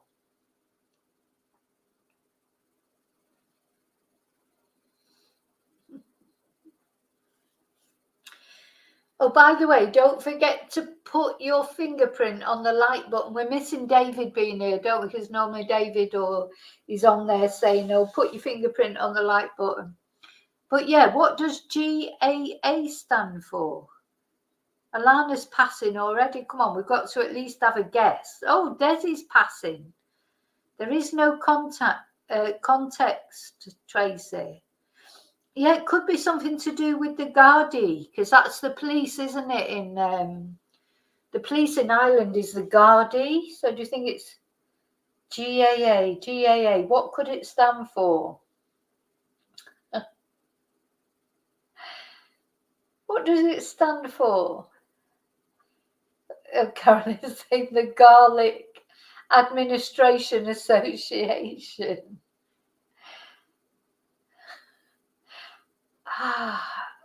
What could it stand for? What could be Irish there? We do need Irish. Where's Irish Eyes? I haven't seen Irish Eyes for a while. I bet she knows what it stands for. It could be Alcoholics Anonymous, couldn't it? It could be something Alcoholics Anonymous. Don't know what the G would stand for. No, we've got Gaelic Alive. It could be Gaelic something. The Gaelic alcoholic. God, I can't even say it now. I've had one Koppenberg and that's it. Could be Gaelic Alcoholics Anonymous. Couldn't it? There's a few things it could. I think we might have to look at the answer of this because I don't think we're going to get it. Oh, nearly. We were so close.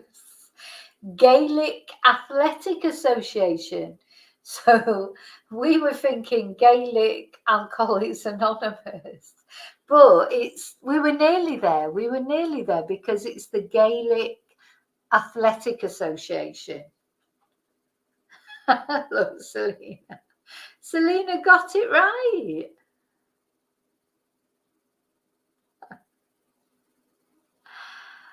Oh my God. Nearly. Yeah, we were good. What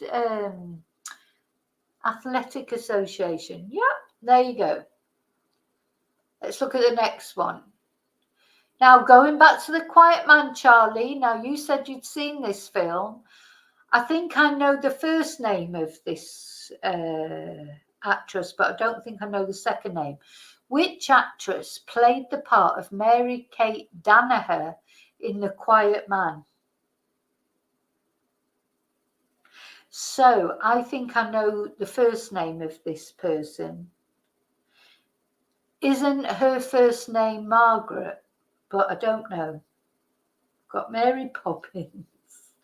Tracy's passing. Pete, look, you're all passing too quick. You've got to have a go. I think her first name is Margaret. Charlie, where's Charlie? Charlie said he's seen the film.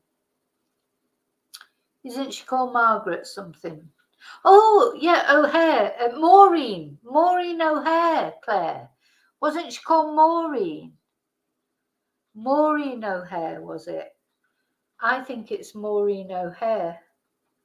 Any advance on Maureen O'Hare? Okay, let's have a look at the answer. Vivian O'Hara. We're just making up Irish names, aren't we now? Just so O'Hara's an Irish name. Vivian Lee. She was a famous actress, wasn't she? But I think this is Maureen O'Hara. Yeah! It's so good when you get one right, isn't it? Maureen O'Hara, yeah.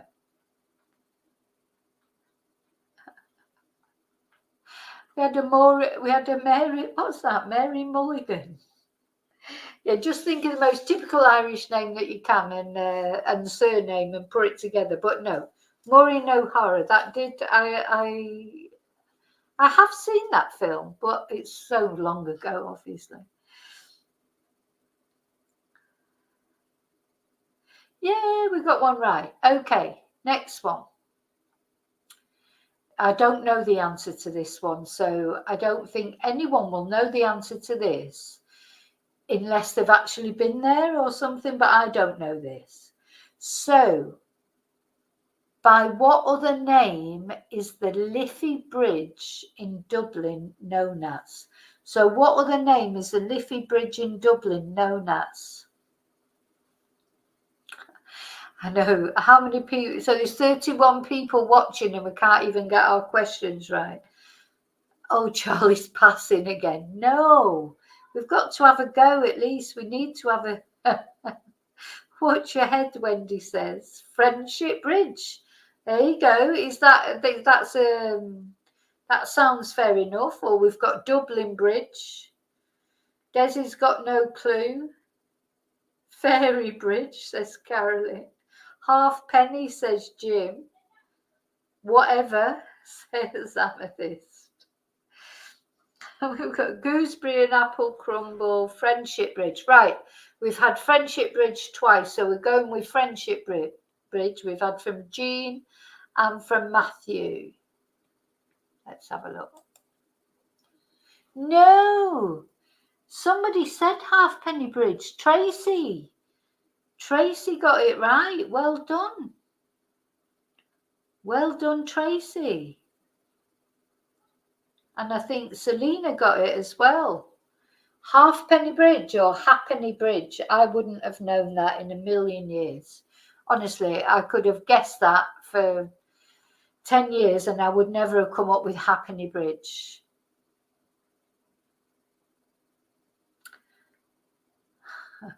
Jim is no good saying it now because we've already revealed the answer now. Oh, Tracy's been on it.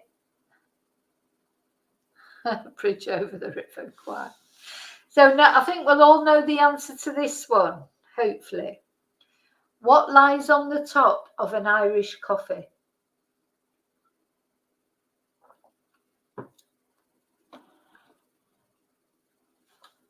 I bloody love Irish coffees. I really, really do like them. And I think Jean's right. I think it is cream. Everyone's saying cream. Charlie's saying whiskey, but that doesn't go on the top, Charlie. You won't be able to. It's got to be cream, hasn't it? It's got to be cream. So we're all pretty much agreed on cream. So let's have a look. Cream.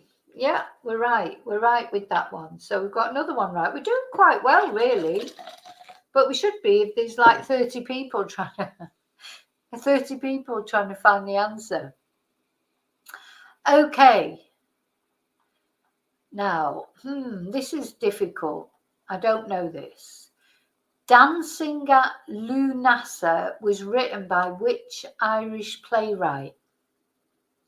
Dancing at Lunasa.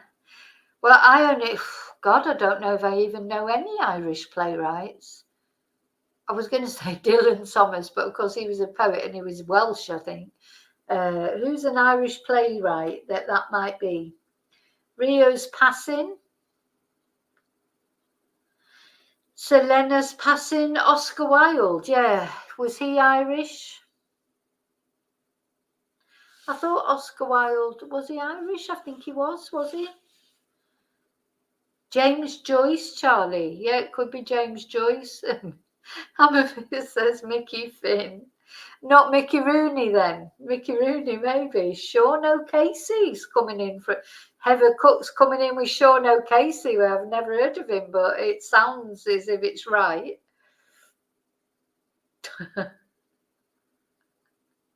Mariah, you can't Google. You've got to try and think. I think we might have to go with Oscar Wilde. Listen, Claire, I'm telling you what, I'm sure he does it on purpose. I can't believe that he's dropped a bottle of olive oil. Olive oil, it's like dropping a bottle of, whiskey or something because it's so expensive. And it's everywhere. When I just went in the kitchen then to get my another Copperberg.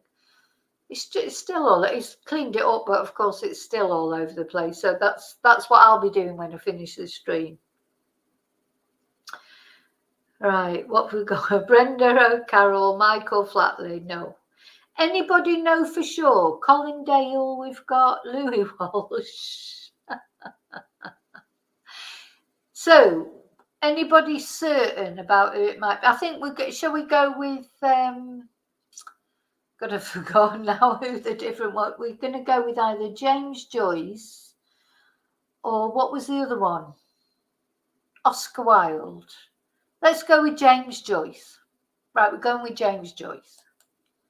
Oh, Brian Friel. Fancy not knowing that. How could you not know that? Fancy not knowing that it was Brian Friel. fancy not knowing it was Brian Friel. Is that any relation to Anna Friel, the actress, I wonder? It's just it's an unusual surname, isn't it, Friel? So we went with James Joyce, but we were wrong. It's Brian Friel. Never heard of him. Wouldn't have had a clue. Again, I could have been thinking about that for 100 years and I would never have come up with Brian Friel. Never heard of him. Never heard of him. But anyway, apparently he wrote Dancing at Lunasa, but I've never heard of that either. Okay, we might know this because we know the cause, don't we? We know the cause. What traditional instrument does Sharon Kaur of the Cause play? That's got to be the harp. Do you think that's the harp that Sharon Kaur plays? Anybody know? We've got cello, violin, the fiddle. Fiddle again, violin. What about the harp? Nobody's saying the harp. Violin, fiddle. There's Ocean trying to cover it in two at once. The violin, fiddle, which is not the violin, fiddle. The viola, violin, mouth organ. Right, we're going to either go. Nobody's mentioning harp. I still think it might be the harp. Fiddle, violin, flute. So nobody else is backing me up with harp. So it seems to be more, it's either fiddle or violin you're going for. So are we going to go for that then? Are we going to go for that? Are we going to go for fiddle? I know I feel like a parrot. I keep repeating myself. Oh, Tracy's going with the harp at least. I personally think it might be the harp, but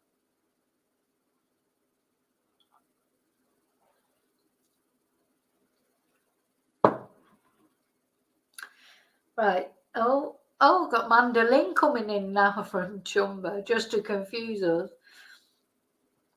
So it's either fiddle, harp. Claire, you're a bad girl. You're a bad girl. Oh my God, Maria's coming up with zither. Well, that's like a harp, isn't it? So I think we've got to either go with either harp or fiddle. So which one are we going for, harp or fiddle?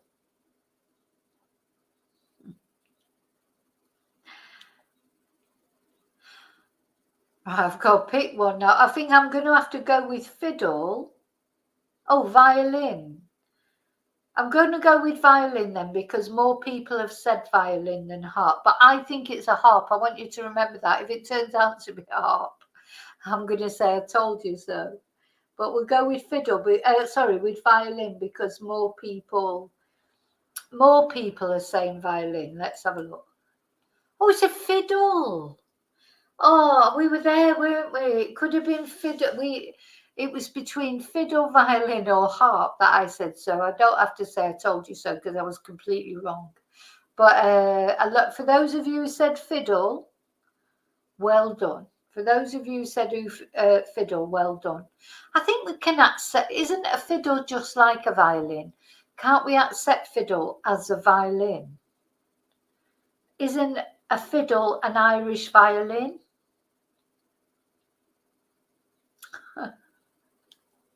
But anyway, well done. So it is a fiddle. Oh, now this will be difficult. Who received the title Rose of Tralee 2000 in the Dome Tralee on the 22nd of August 2001? So this obviously must be somebody quite famous. So the Rose of Tralee, that's like a beauty competition, isn't it, that they have in Ireland? So this will be somebody Irish, somebody famous, some very attractive girl, woman, whatever, who received this title. Anyone can think of anyone? Cherry Adams. Dana. Charlie's passing.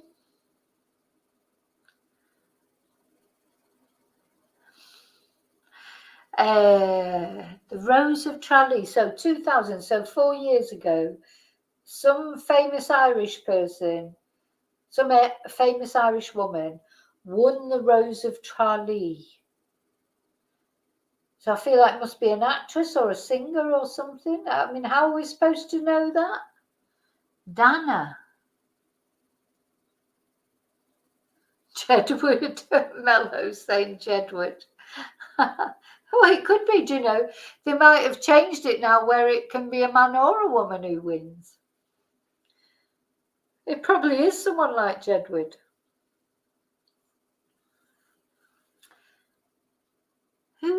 Susan Boyle is Scottish, Wendy. She's not even Irish. Well, apart from the fact, you know, I doubt very much that she, but apart from anything. Now, Claire keeps saying Bam Bam, but I don't know anything about Bam Bam. I keep hearing her mentioned on chats and things, but I don't know who she is. Oh, Sinead O'Connor. Oh, bless.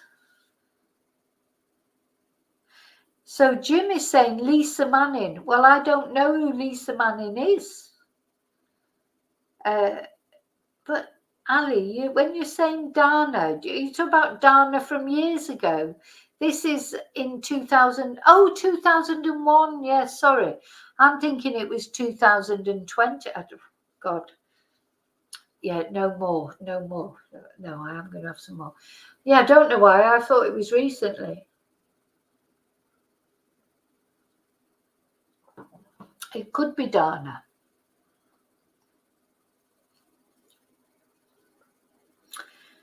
Right, let's have a look. Oh, fancy not getting that. Bloody hell, you have got to know. Who would ever get that? Roisin Edgington, never heard of her.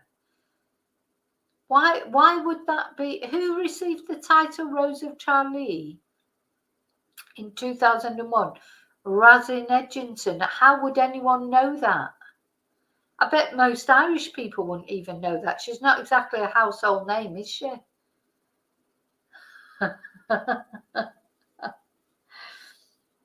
Why on earth? Why on earth would anyone know that? You know, anyway, never mind. Lisa, don't feel bad now that I didn't know it. Okay, in the legend, so this is number 11. Bear in mind there are 40 of these questions, so I hope you're all feeling lively. In the legend of the Fianna, what was the land of eternal youth? So the land of eternal youth, anybody?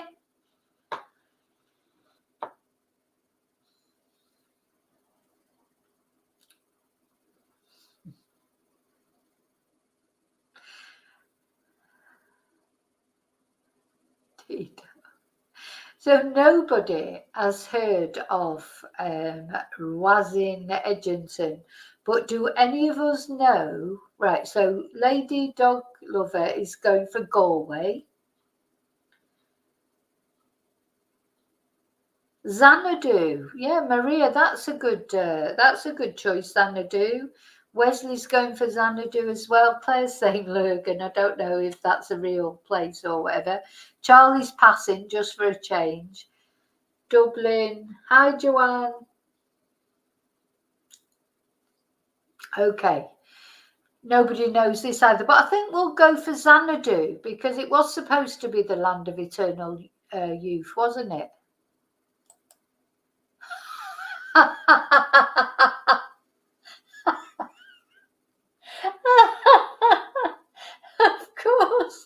Of course, it's Tirnanog. How stupid are we? Oh my God, these questions. Jim always gets the answer just after I show it. Of course, it's Tirnanog. It was on the tip of my tongue. Oh, okay, let's pass on that. Let's go down. Oh my God, these are getting worse.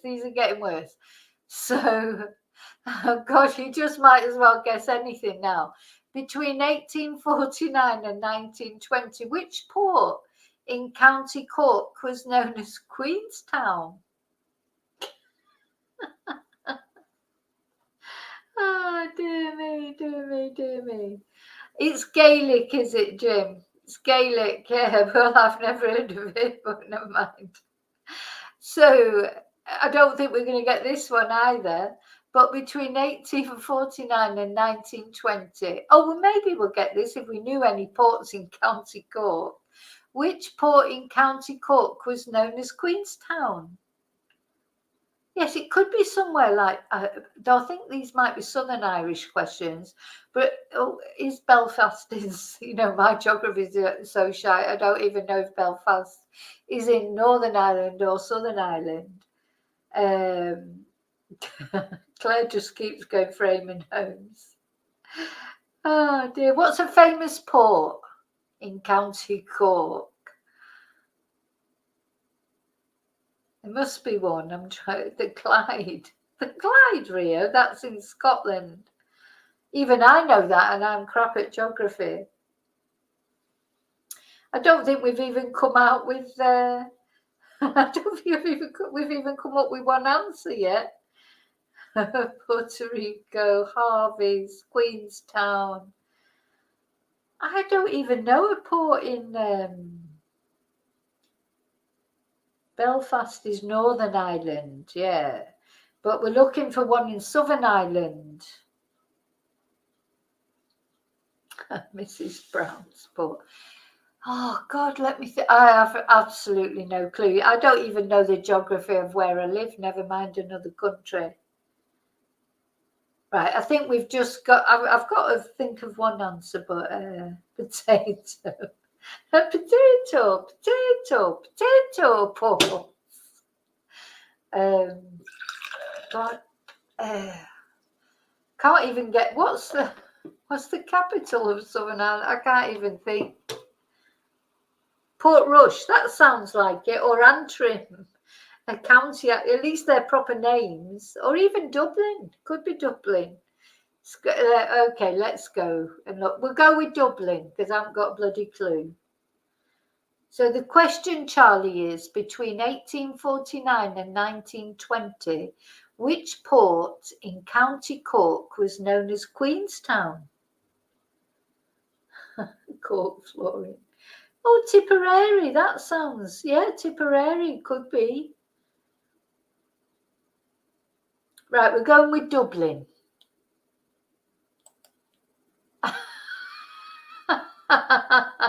Cop, of course. Oh my God, this is crazy. This is just too difficult. It's too difficult. Oh, have we got a multiple choice one? We might be better off with a multiple choice one. And now I think I might know this next one, right? The next one I might know. It's from Gaelic, like lore, isn't it? Folklore. What did Lear turn his wife Aoife into after he discovered what she had done to his children? What did he turn her into? Now, I think he turned her into stone. Did he turn her into stone? Or was it not salt? Was it? That was, oh God, that was somebody else who turned his wife into salt. What did Lear turn his wife Aoife into after he discovered what she had done to his children? I think it's stone. Now, there's a few of us saying stone. Ocean saying a corpse. A snake, Selena's saying. A verruca, Jim's saying. I think we'll go for a little tiny thing, Claire, and put her in your doll's house, yeah. I think a potato. Could have been a potato. We're going for stone here. I think we've got an overall feeling that it's stone. So we're going for stone. Oh, for fuck's sake. A vulture. Oh, God. Oh, my God. He turned her into a vulture. There you go. That's what Lou turned his wife Evie into after he discovered what she'd done to his children. Oh my God. Okay. Moving on. Which bird is said to be king of the birds? So bearing in mind this is an Irish quiz. So yeah, it could be a crow. You've got a lot of them. Actually, you're in New Zealand, aren't you? It's amazing how many crows they have in Australia. I've noticed that when I've been watching things about Samantha Murphy. So I don't. Ali Harris. Is that you, Ali, or is that somebody? Is that? I don't think that's Ali saying that. I think that might be Chris. But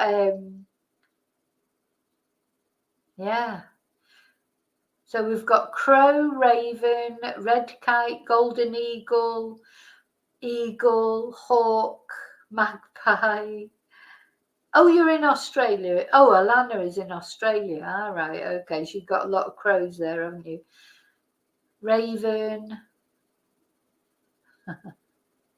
So come on, are we going for the Birdman of Alcatraz? Are we going for? Now, bear in mind, it should be it might be a vulture. See, now the last one was a vulture. But we've got to go for one, haven't we? Oh my God, we've got too many different ones. We've got parrot. We've got albatross. We've got peacock. Oh, swallow now from Charlie. See, if it's king of the birds, it's got to be a bit. I think I'm going to go for eagle. I'm going for eagle. Because king of the birds surely has got to be an eagle.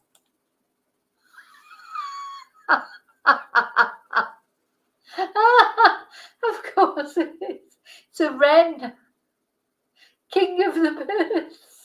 Is this a wind-up quiz? I mean, this is like a wind-up. It's like the quiz that you can't possibly get the right answer to. You know, it's just, you just can't possibly get the right answer. How can it be a wren? Oh, God. Okay, moving swiftly on. Oh, here we go. What are the 12 bends? I've given up now. Come on. What are the 12 bends? Somebody must know what the 12 bends are. 12 bends. What could 12 bends be? It must be, I have no idea.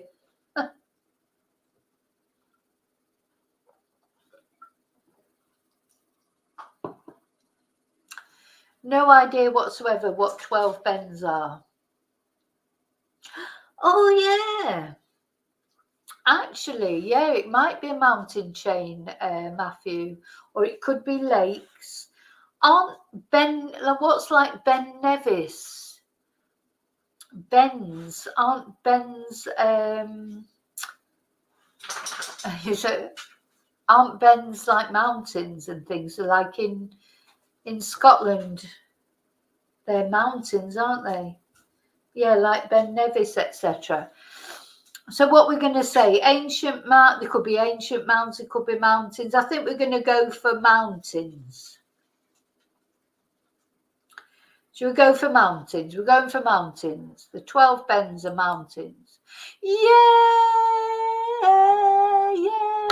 we got one right. We got one right. The 12 bends are mountains.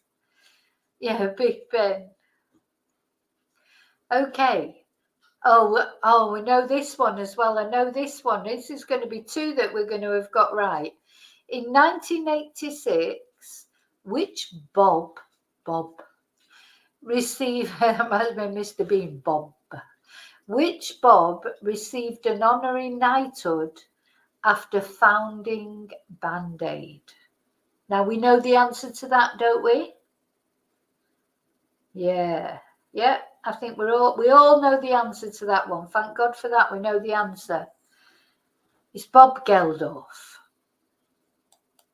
Yay! Oh, there you go. There's two now that we've got. Number 17, which Irish city is also known as the City of Tribes? I can't stand Bob Geldof personally, but at least we got the question right. Bob Geldof, I'm rich, I'm going to ask poor people to send money, makes absolutely no difference, but just makes me famous. But anyway, so which Irish city is also known as the City of the Tribes? Do you know, I thought of Belfast first, Rio. So that was the first thing that came into my head, Belfast. So are we going to go? Oh, Wendy's going with Limerick. Wendy, are you saying Limerick because you know, or are you just guessing? Because I think we're going to, oh God, we've got a Dublin now and a Galway.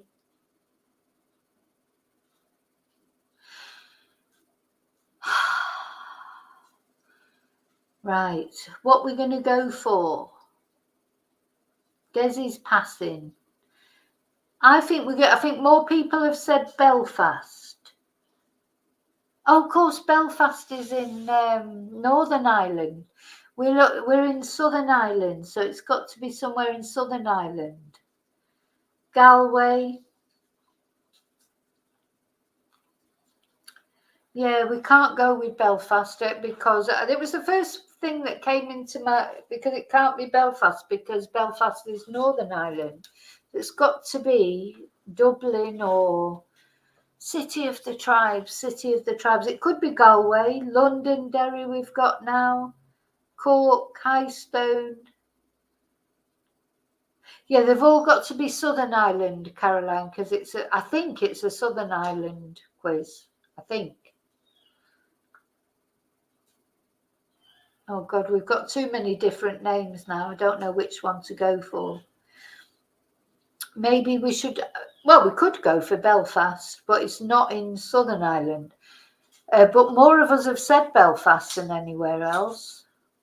I think then let's go for, oh God, we've got Tipperary now and Waterford and God knows where.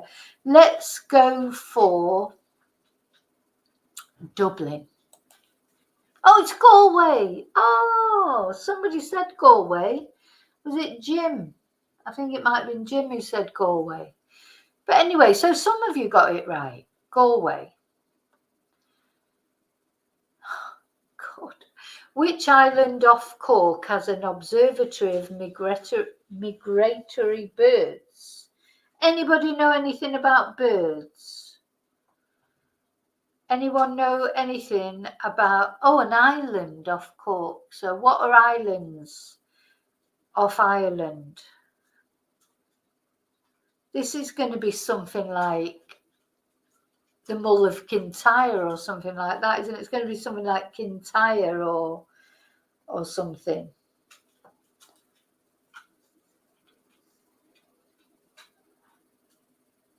Anybody know anything about ornithology?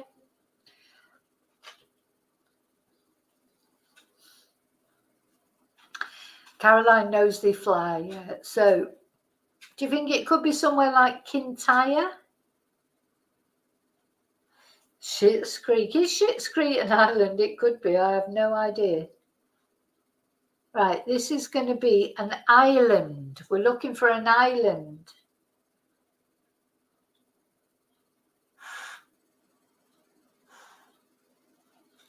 No idea. I think I've got no idea about this one, but I'm going to say Kintyre, which I think is in Scotland, but never mind. Clear Island. Never heard of it. Never heard of it. Oh, we're not going to know this, are we? In which city is the Irish soap Fair City set? No idea. Well, it's got to be Dublin. I'm going to go for Dublin. Yeah, Dublin. See, I took the initiative there. I thought if it was an Irish soap, it's got to be set in a big city. So I just decided it was Dublin, and it is Dublin. What? Where in the Shannon estuary were transatlantic crossings initially made? That's a funny. So where did Titanic sail from? Well, did it sail from Liverpool? But where would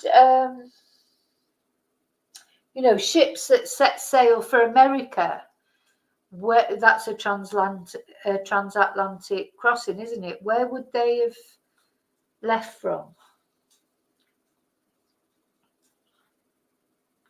Shannon, possibly. Cork, another pass. Southampton. It's not in Ireland, Rio, Southampton, funnily enough. Donegal, Cork. We've had a couple of Corks.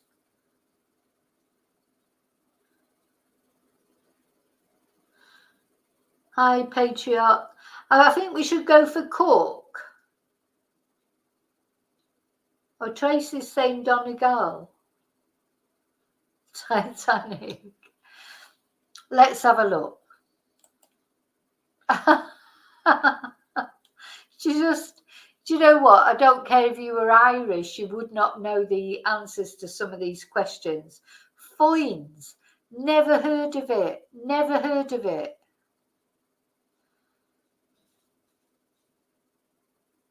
In which town in County Roscommon is the Irish Famine Museum? Why would you have a famine museum? I'm not being funny, but why would you want to have a museum about the famine? That's something we have a lot in Spain, like loads of museums about things like that you think, why would you want to go in we've got a museum of salt. Why would you want to go to look at salt in a museum? It's not exactly interesting, is it?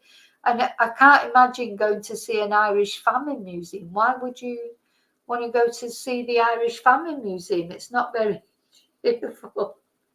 Wendy says, Starving Marvin. Potato Grove. Do you know one of these questions has got to have potato in the answer sooner or later, hasn't it? If you just keep saying potato, sooner or later you're going to have chips out. Oh dear me. Oh yes, it's true. As a reminder, it can be prevented in the future, but it just, I don't know, just seems funny to me. So which town in County Roscommon is the Irish Famine Museum? We don't know, do we, basically? We just say it got Dublin again. It can't always be Dublin. Yes, I know it was a huge part of Irish history, but hungry. Oh, well, anybody, any ideas? Hi, DMV. Welcome to this really easy quiz. I don't even know any towns in County Roscommon, so I have no idea. I'm sorry, I know I shouldn't laugh, but you couldn't make it up, could you? It's Strokestown. Strokestown. So if you want to go and see the Irish Famine Museum, it's in Strokestown. Now, maybe some of you might know this. If you like Big Brother, which Irish girl was the runner-up in the Channel 4 series Big Brother in 2000?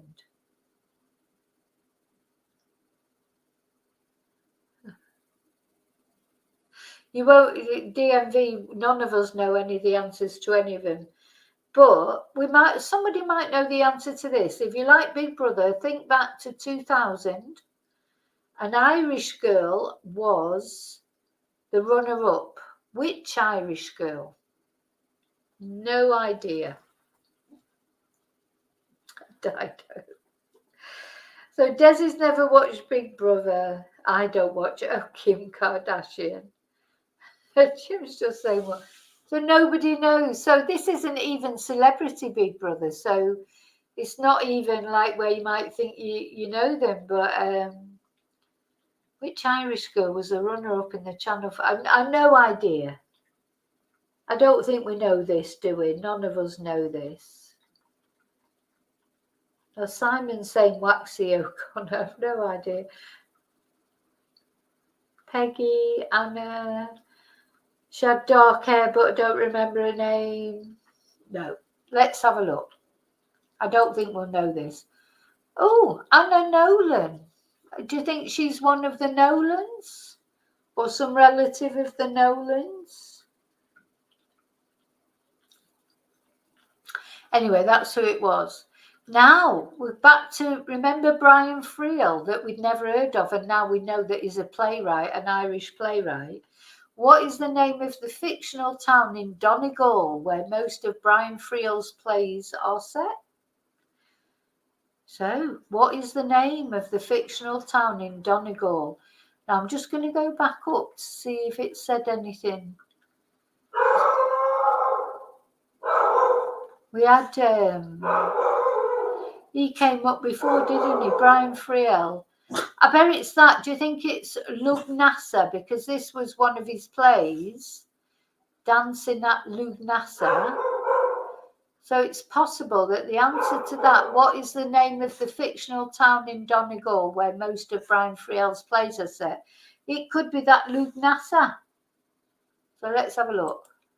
No, it's not. Oh my God, it's Ballybeg. Of course it is. Oh God, this is just going to get worse. In which museum is the Tara brooch? Any ideas? It could be in the bloody famine museum. I don't know. But in my dog, one of my dogs is on the roof barking at the whole village.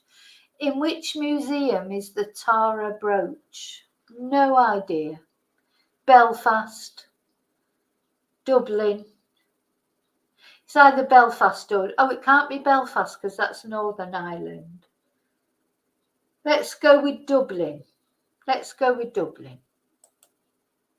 Yeah, it is. It's in the National History Museum in Dublin.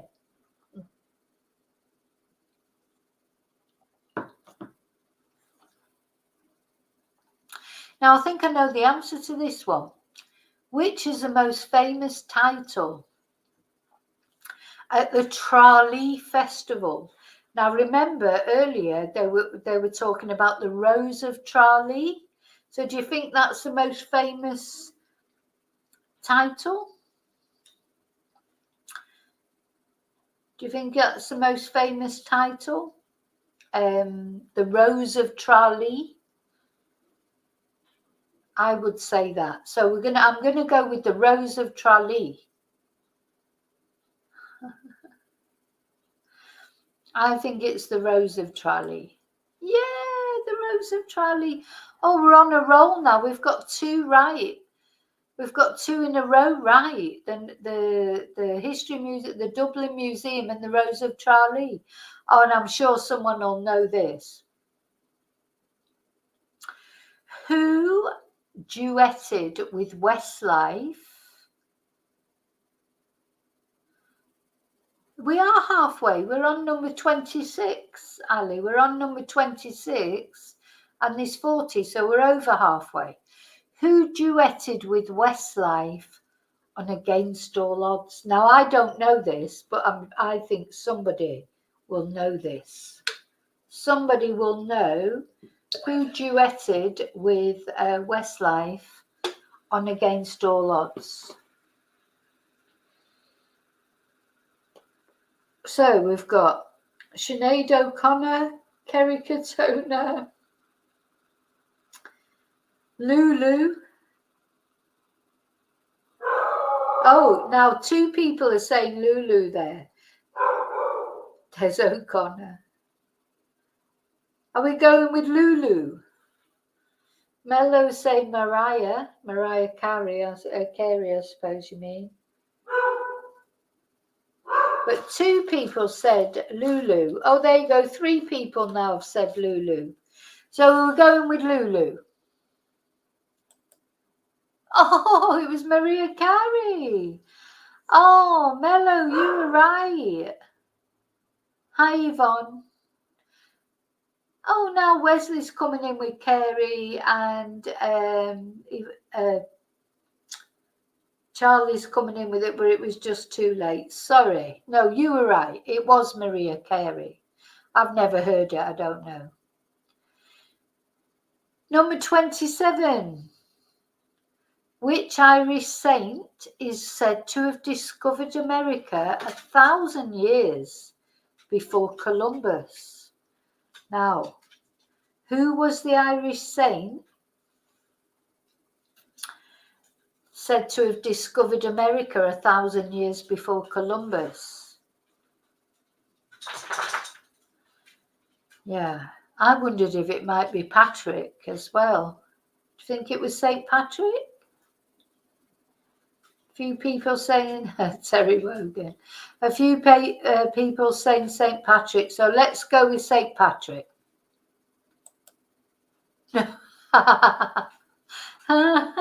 St. Brendan. I didn't even know Brendan was a saint. St. Brendan. Come on, St. Brendan. Never heard of a St. Brendan. Oh, dear me, my voice is going now. St. Brendan. Didn't even know there was one. Okay, number 28. Riley, get up on the chair. If you get up on the chair. No, get up on the chair. Riley's trying to say hello, but I want it. Come on the chair, not St. Brendan. I've never heard of a St. Brendan.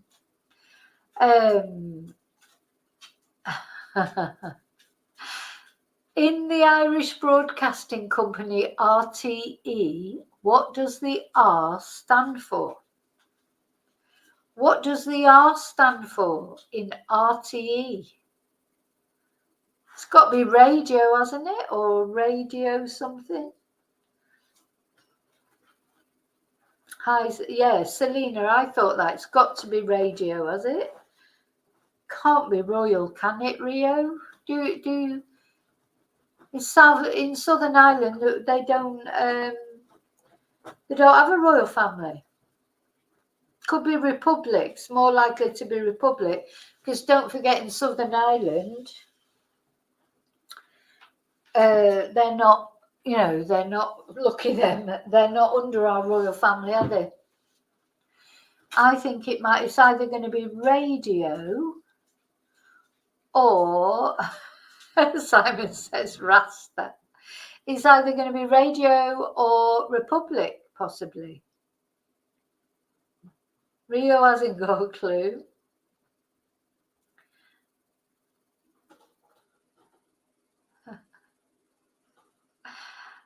Rasta, everyone said. More of you are saying Rasta than anything. I think it's either radio or republic.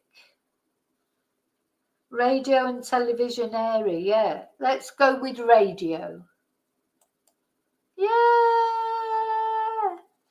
Now, do any of you watch Father Ted? I mean, Father Ted is so funny, isn't it? But I haven't seen every episode, so I don't know the answer to this, but some of you might know. What music competition did the priest from Father Ted once enter? You feel like it must be like the X Factor or something like that.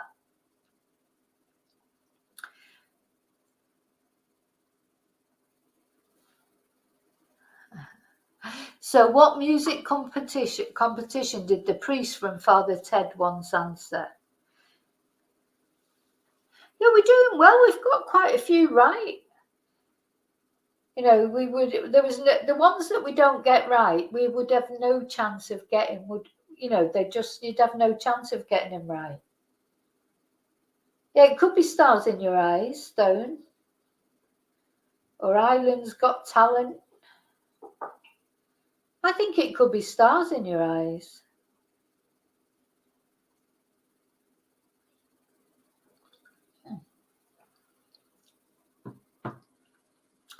I don't think it's going to be Eurovision.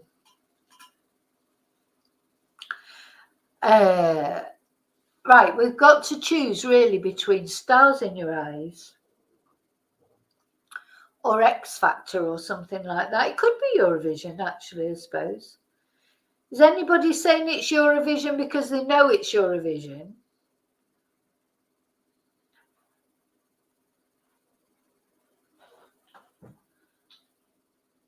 Oh yeah, Mello says they called it the Euro Song Contest. Right, we're going with Eurovision then. Yeah, the Eurovision Song Contest.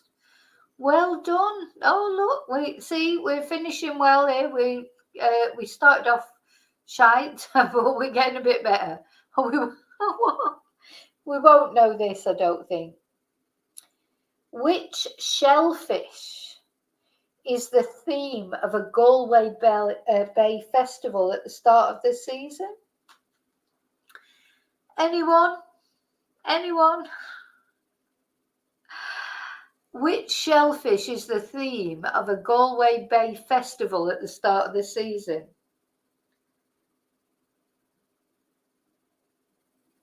So Wendy's going with lobster. Oh, 2 lobsters. I think Amethyst is saying prawn there, but she spelt it wrong and put shrawn. But I think she means prawn. Alana's saying lobster, Rio's saying crab. We've got snails, we've got oyster, we've got Irish clam, cockle, oyster, scallop, crab. Oh my God, come on, I've got mussels. Right, what are we going for? We're going for oyster. Oh, there's a lot for scallops. Tracy needs a coffee. And her whale, Claire's saying. Right, come on, what we got? It's either lobster or I'm going with oyster. Oyster. Yeah, oyster. We're definitely getting better. What does a circle in the centre of a Celtic cross represent? Anybody know what the circle in the centre of a Celtic cross represents? I'm trying to think. What would it represent? A circle. Is it the Blarney Stone? Church. Could be the church. The sun we've got. God. The sun again. Peace. Reincarnation. Life, death and rebirth. Oh my God. An octopus. A womb. Oh my God. Circle of life. Sunrise. I think it must be the church, mustn't it? Surely it must be the church. Infinity, an eye, a circle of life. We had circle of life twice there. Are you saying circle of life because you know that's true, or are you just saying it like just for something to say? Clam. Right, a few people have said circle of life, so I'm going to go with circle of life. Am I? Bring peace. The circle of the eternal cycle of death. Simon says, please insert coin. Right, I'm going with the circle of life. Oh, the sun. Somebody said the sun. It's the sun. It represents the sun. So the circle in the centre of the Celtic cross represents the sun. Okay, next one. See, we're on 32 now. We've only got 8 to go. You'll be sorry when it's finished. What was the Irish Examiner previously called? No idea. I have no idea what the Irish Examiner was previously called. Potato, Wendy says. Was it called previously the British Examiner? Was it called a different nationality of examiner? Herald. So what was the Irish? What was the Irish Examiner previously called? Yeah, it could have just been the Examiner instead of the Irish Examiner. The Irish News. The coroner. Potatoes. I can't believe we haven't had an answer with potato in it yet. There's been no potato in there. Oh, the Daily Mirror, maybe. So the Irish Examiner is a newspaper, DMV. It's a newspaper. So what was it called before? It was probably the News of the World.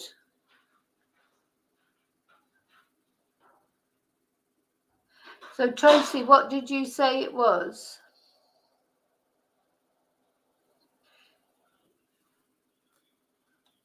Yeah, it's a newspaper. Tracy's saying love. What would it be, love? Irish Observer, that's a good guess, Desi. The Times, the Irish Times. There's a few people saying the Irish Times.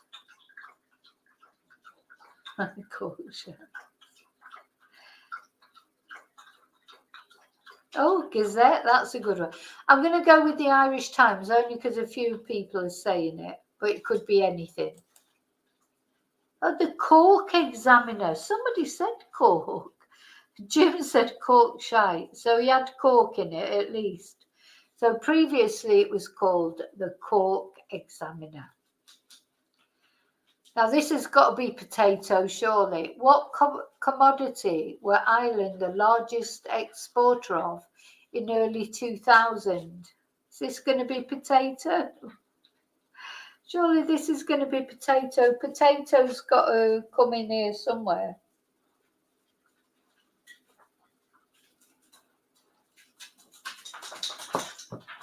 It's got to be potatoes, this one, surely. Claire's tried to answer potatoes to every question, so sooner or later potatoes has got to be an answer.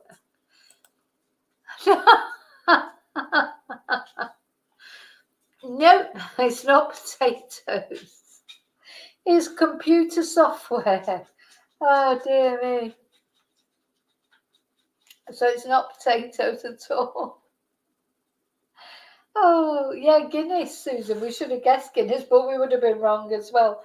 It's computer software, of all things. You would oh, DMV, horse me.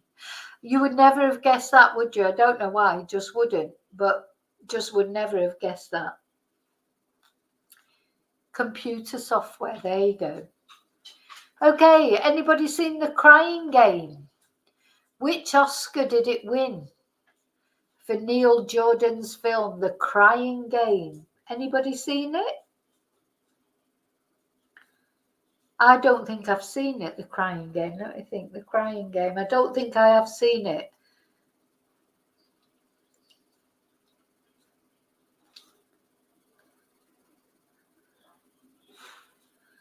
So, Stone saying the best screenplay, best hair.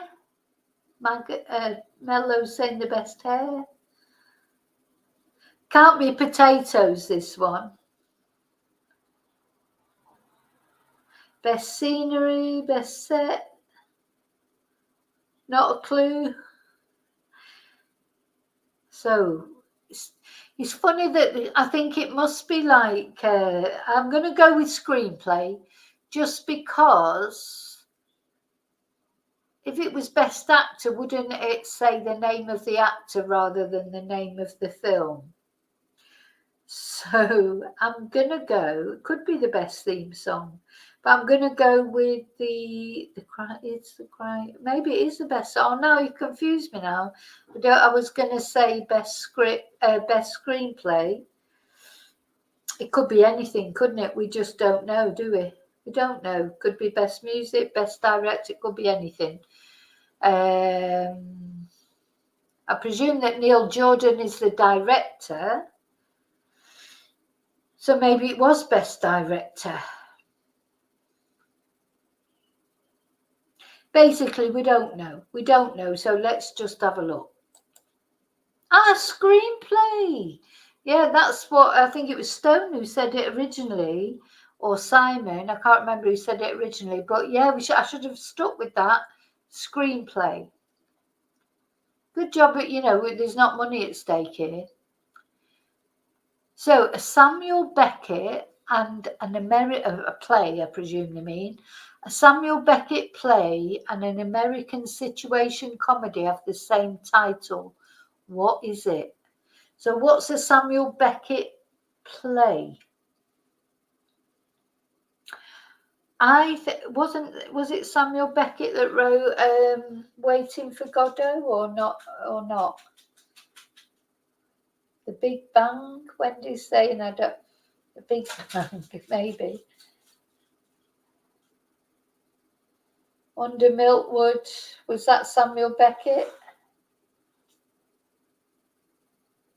I know Sam Beckett reminds us of a certain Mr. Ansel.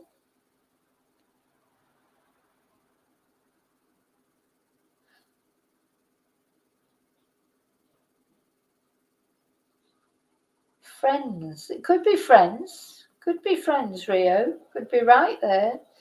Yeah, I thought Waiting for Godot was a Samuel Beckett play, but I don't think there's an American sitcom called Waiting for Godot. Is there or is there?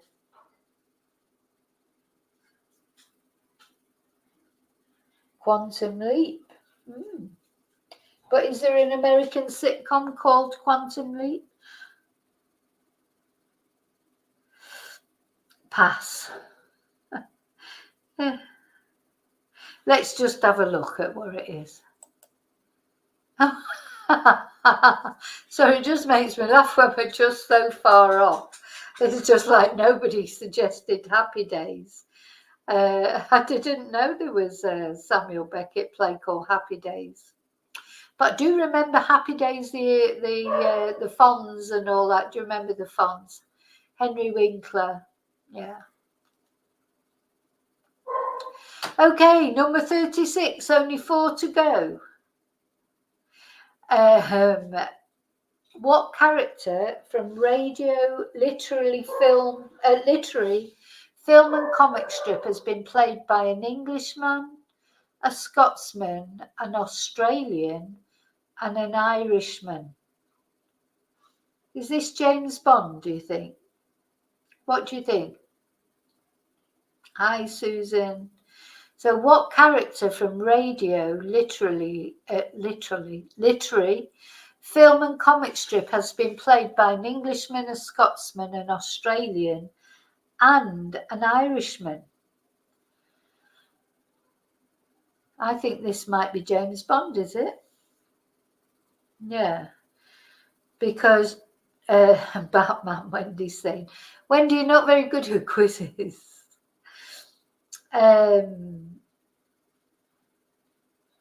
It doesn't say it's a comedy. Could be Sherlock Holmes.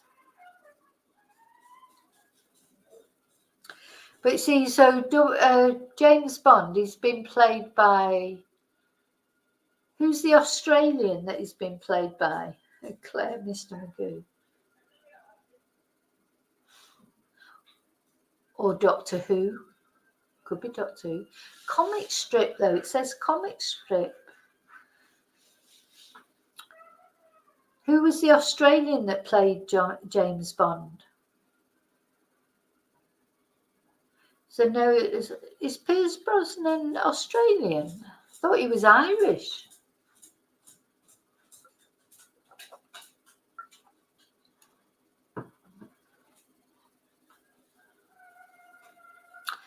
Oh, George Lazenby, was he Australian? Anyway, we're going for James Bond. Yeah, James Bond, yeah. Oh, we're doing really well now. A traditional Irish stew contains which meat? So it's got to be... Well, I'm saying it's got to be, and now I don't know if it's pork or beef. What does an Irish stew? Is it pork or beef? What meat does it have in it? Des is saying beef.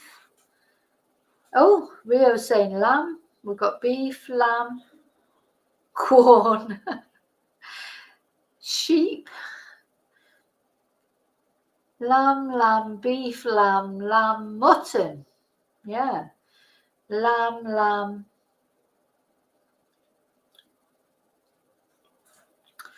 I think it must be mutton. I think it's probably mutton. Let's have a look. Lamb, traditionally kid. Oh, I can't eat lamb. I don't eat lamb.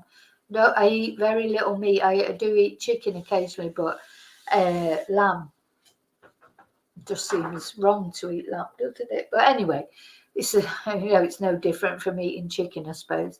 So a traditional Irish stew contains lamb, but it could be mutton, I suppose. Okay, number 38. Which children's computer animated film?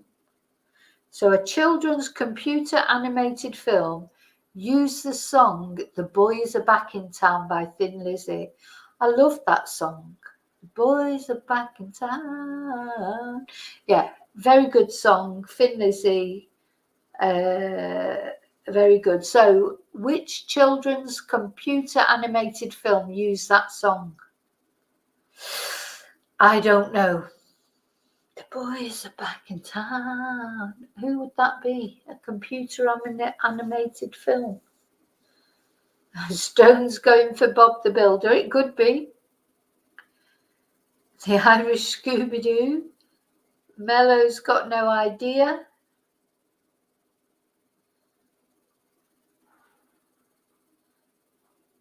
Cars. Alana, are you saying that because you know that or because you're just guessing? Minions. Could be the Minions. Oh, we've got 2 for Cars.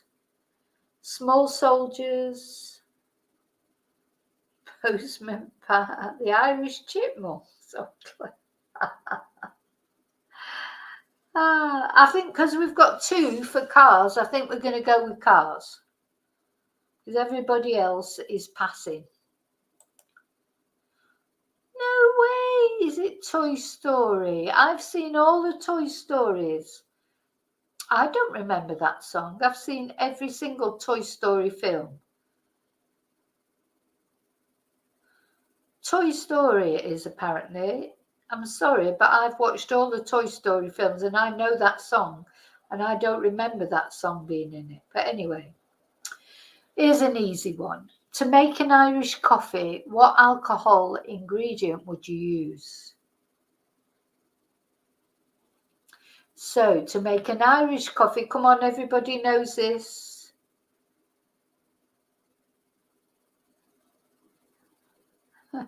Yeah, I think they're lying there. And what's it got to do? Oh, I suppose it is to do with Ireland because Thin Lizzy, Phil Lynott, wasn't he, the lead singer? He was Irish. So to make an Irish coffee, what alcohol ingredient would you use? We all know that, don't we?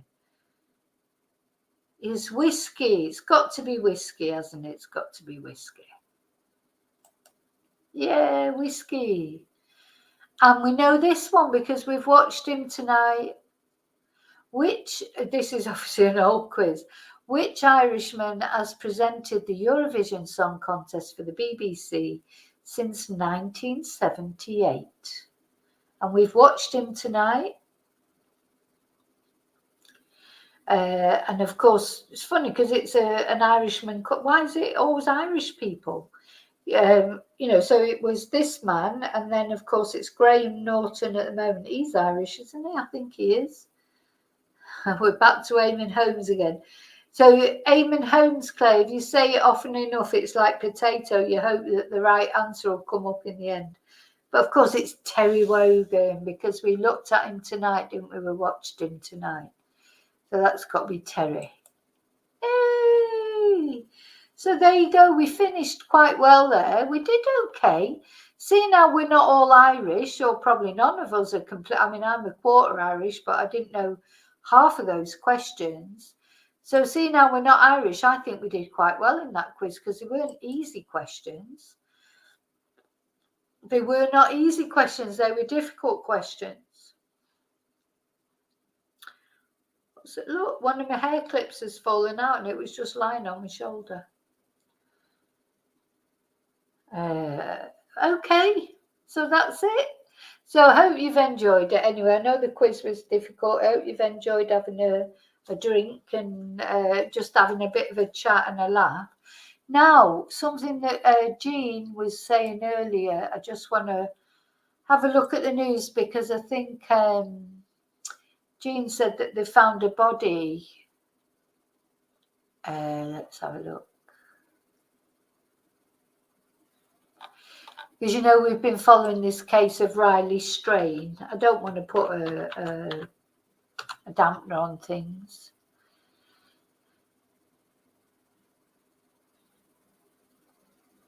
Oh. There's nothing coming up on the news here. Anyway, we'll look at it in the morning. Yeah, because it just put it down. But so I hope you've enjoyed we've had a bit of a laugh, haven't we? I hope you've enjoyed looking at the doll's house and having a quiz. Quizzes are fun. Ah, right, it's a false alarm, Jean. Okay. So yeah, sometimes it's nice just to have a bit of fun. I'm really taken with my hat, actually. I really like my hat. And I suppose I could just take them off and put different things on for whatever we're doing. And then I'd never have to do my hair again. It has been fun. It's been fun. And thank you so much, Claire, especially for the doll's house and everything. It was lovely. And yeah, that was our celebration of St. Pat's Day. I hope you all have a nice evening, or it depends. Some of you, it's your morning. I know the mornings, you've got your day ahead of you. For some of you, it's Monday morning now, isn't it? For me, it's not Monday yet, but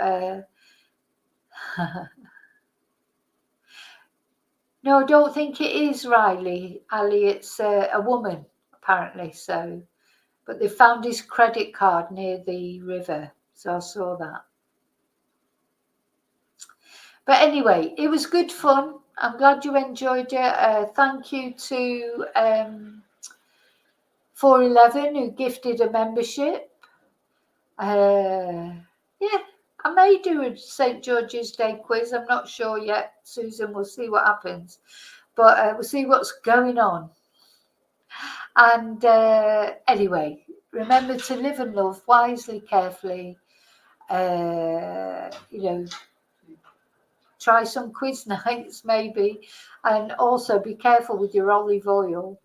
And I will see you as always really soon in the next video. I'm just going to clean up a load of olive oil up off of the floor now, and I will see you really soon in the next video. And until then, may your God go with you. Thank you so much. Take care. Bye.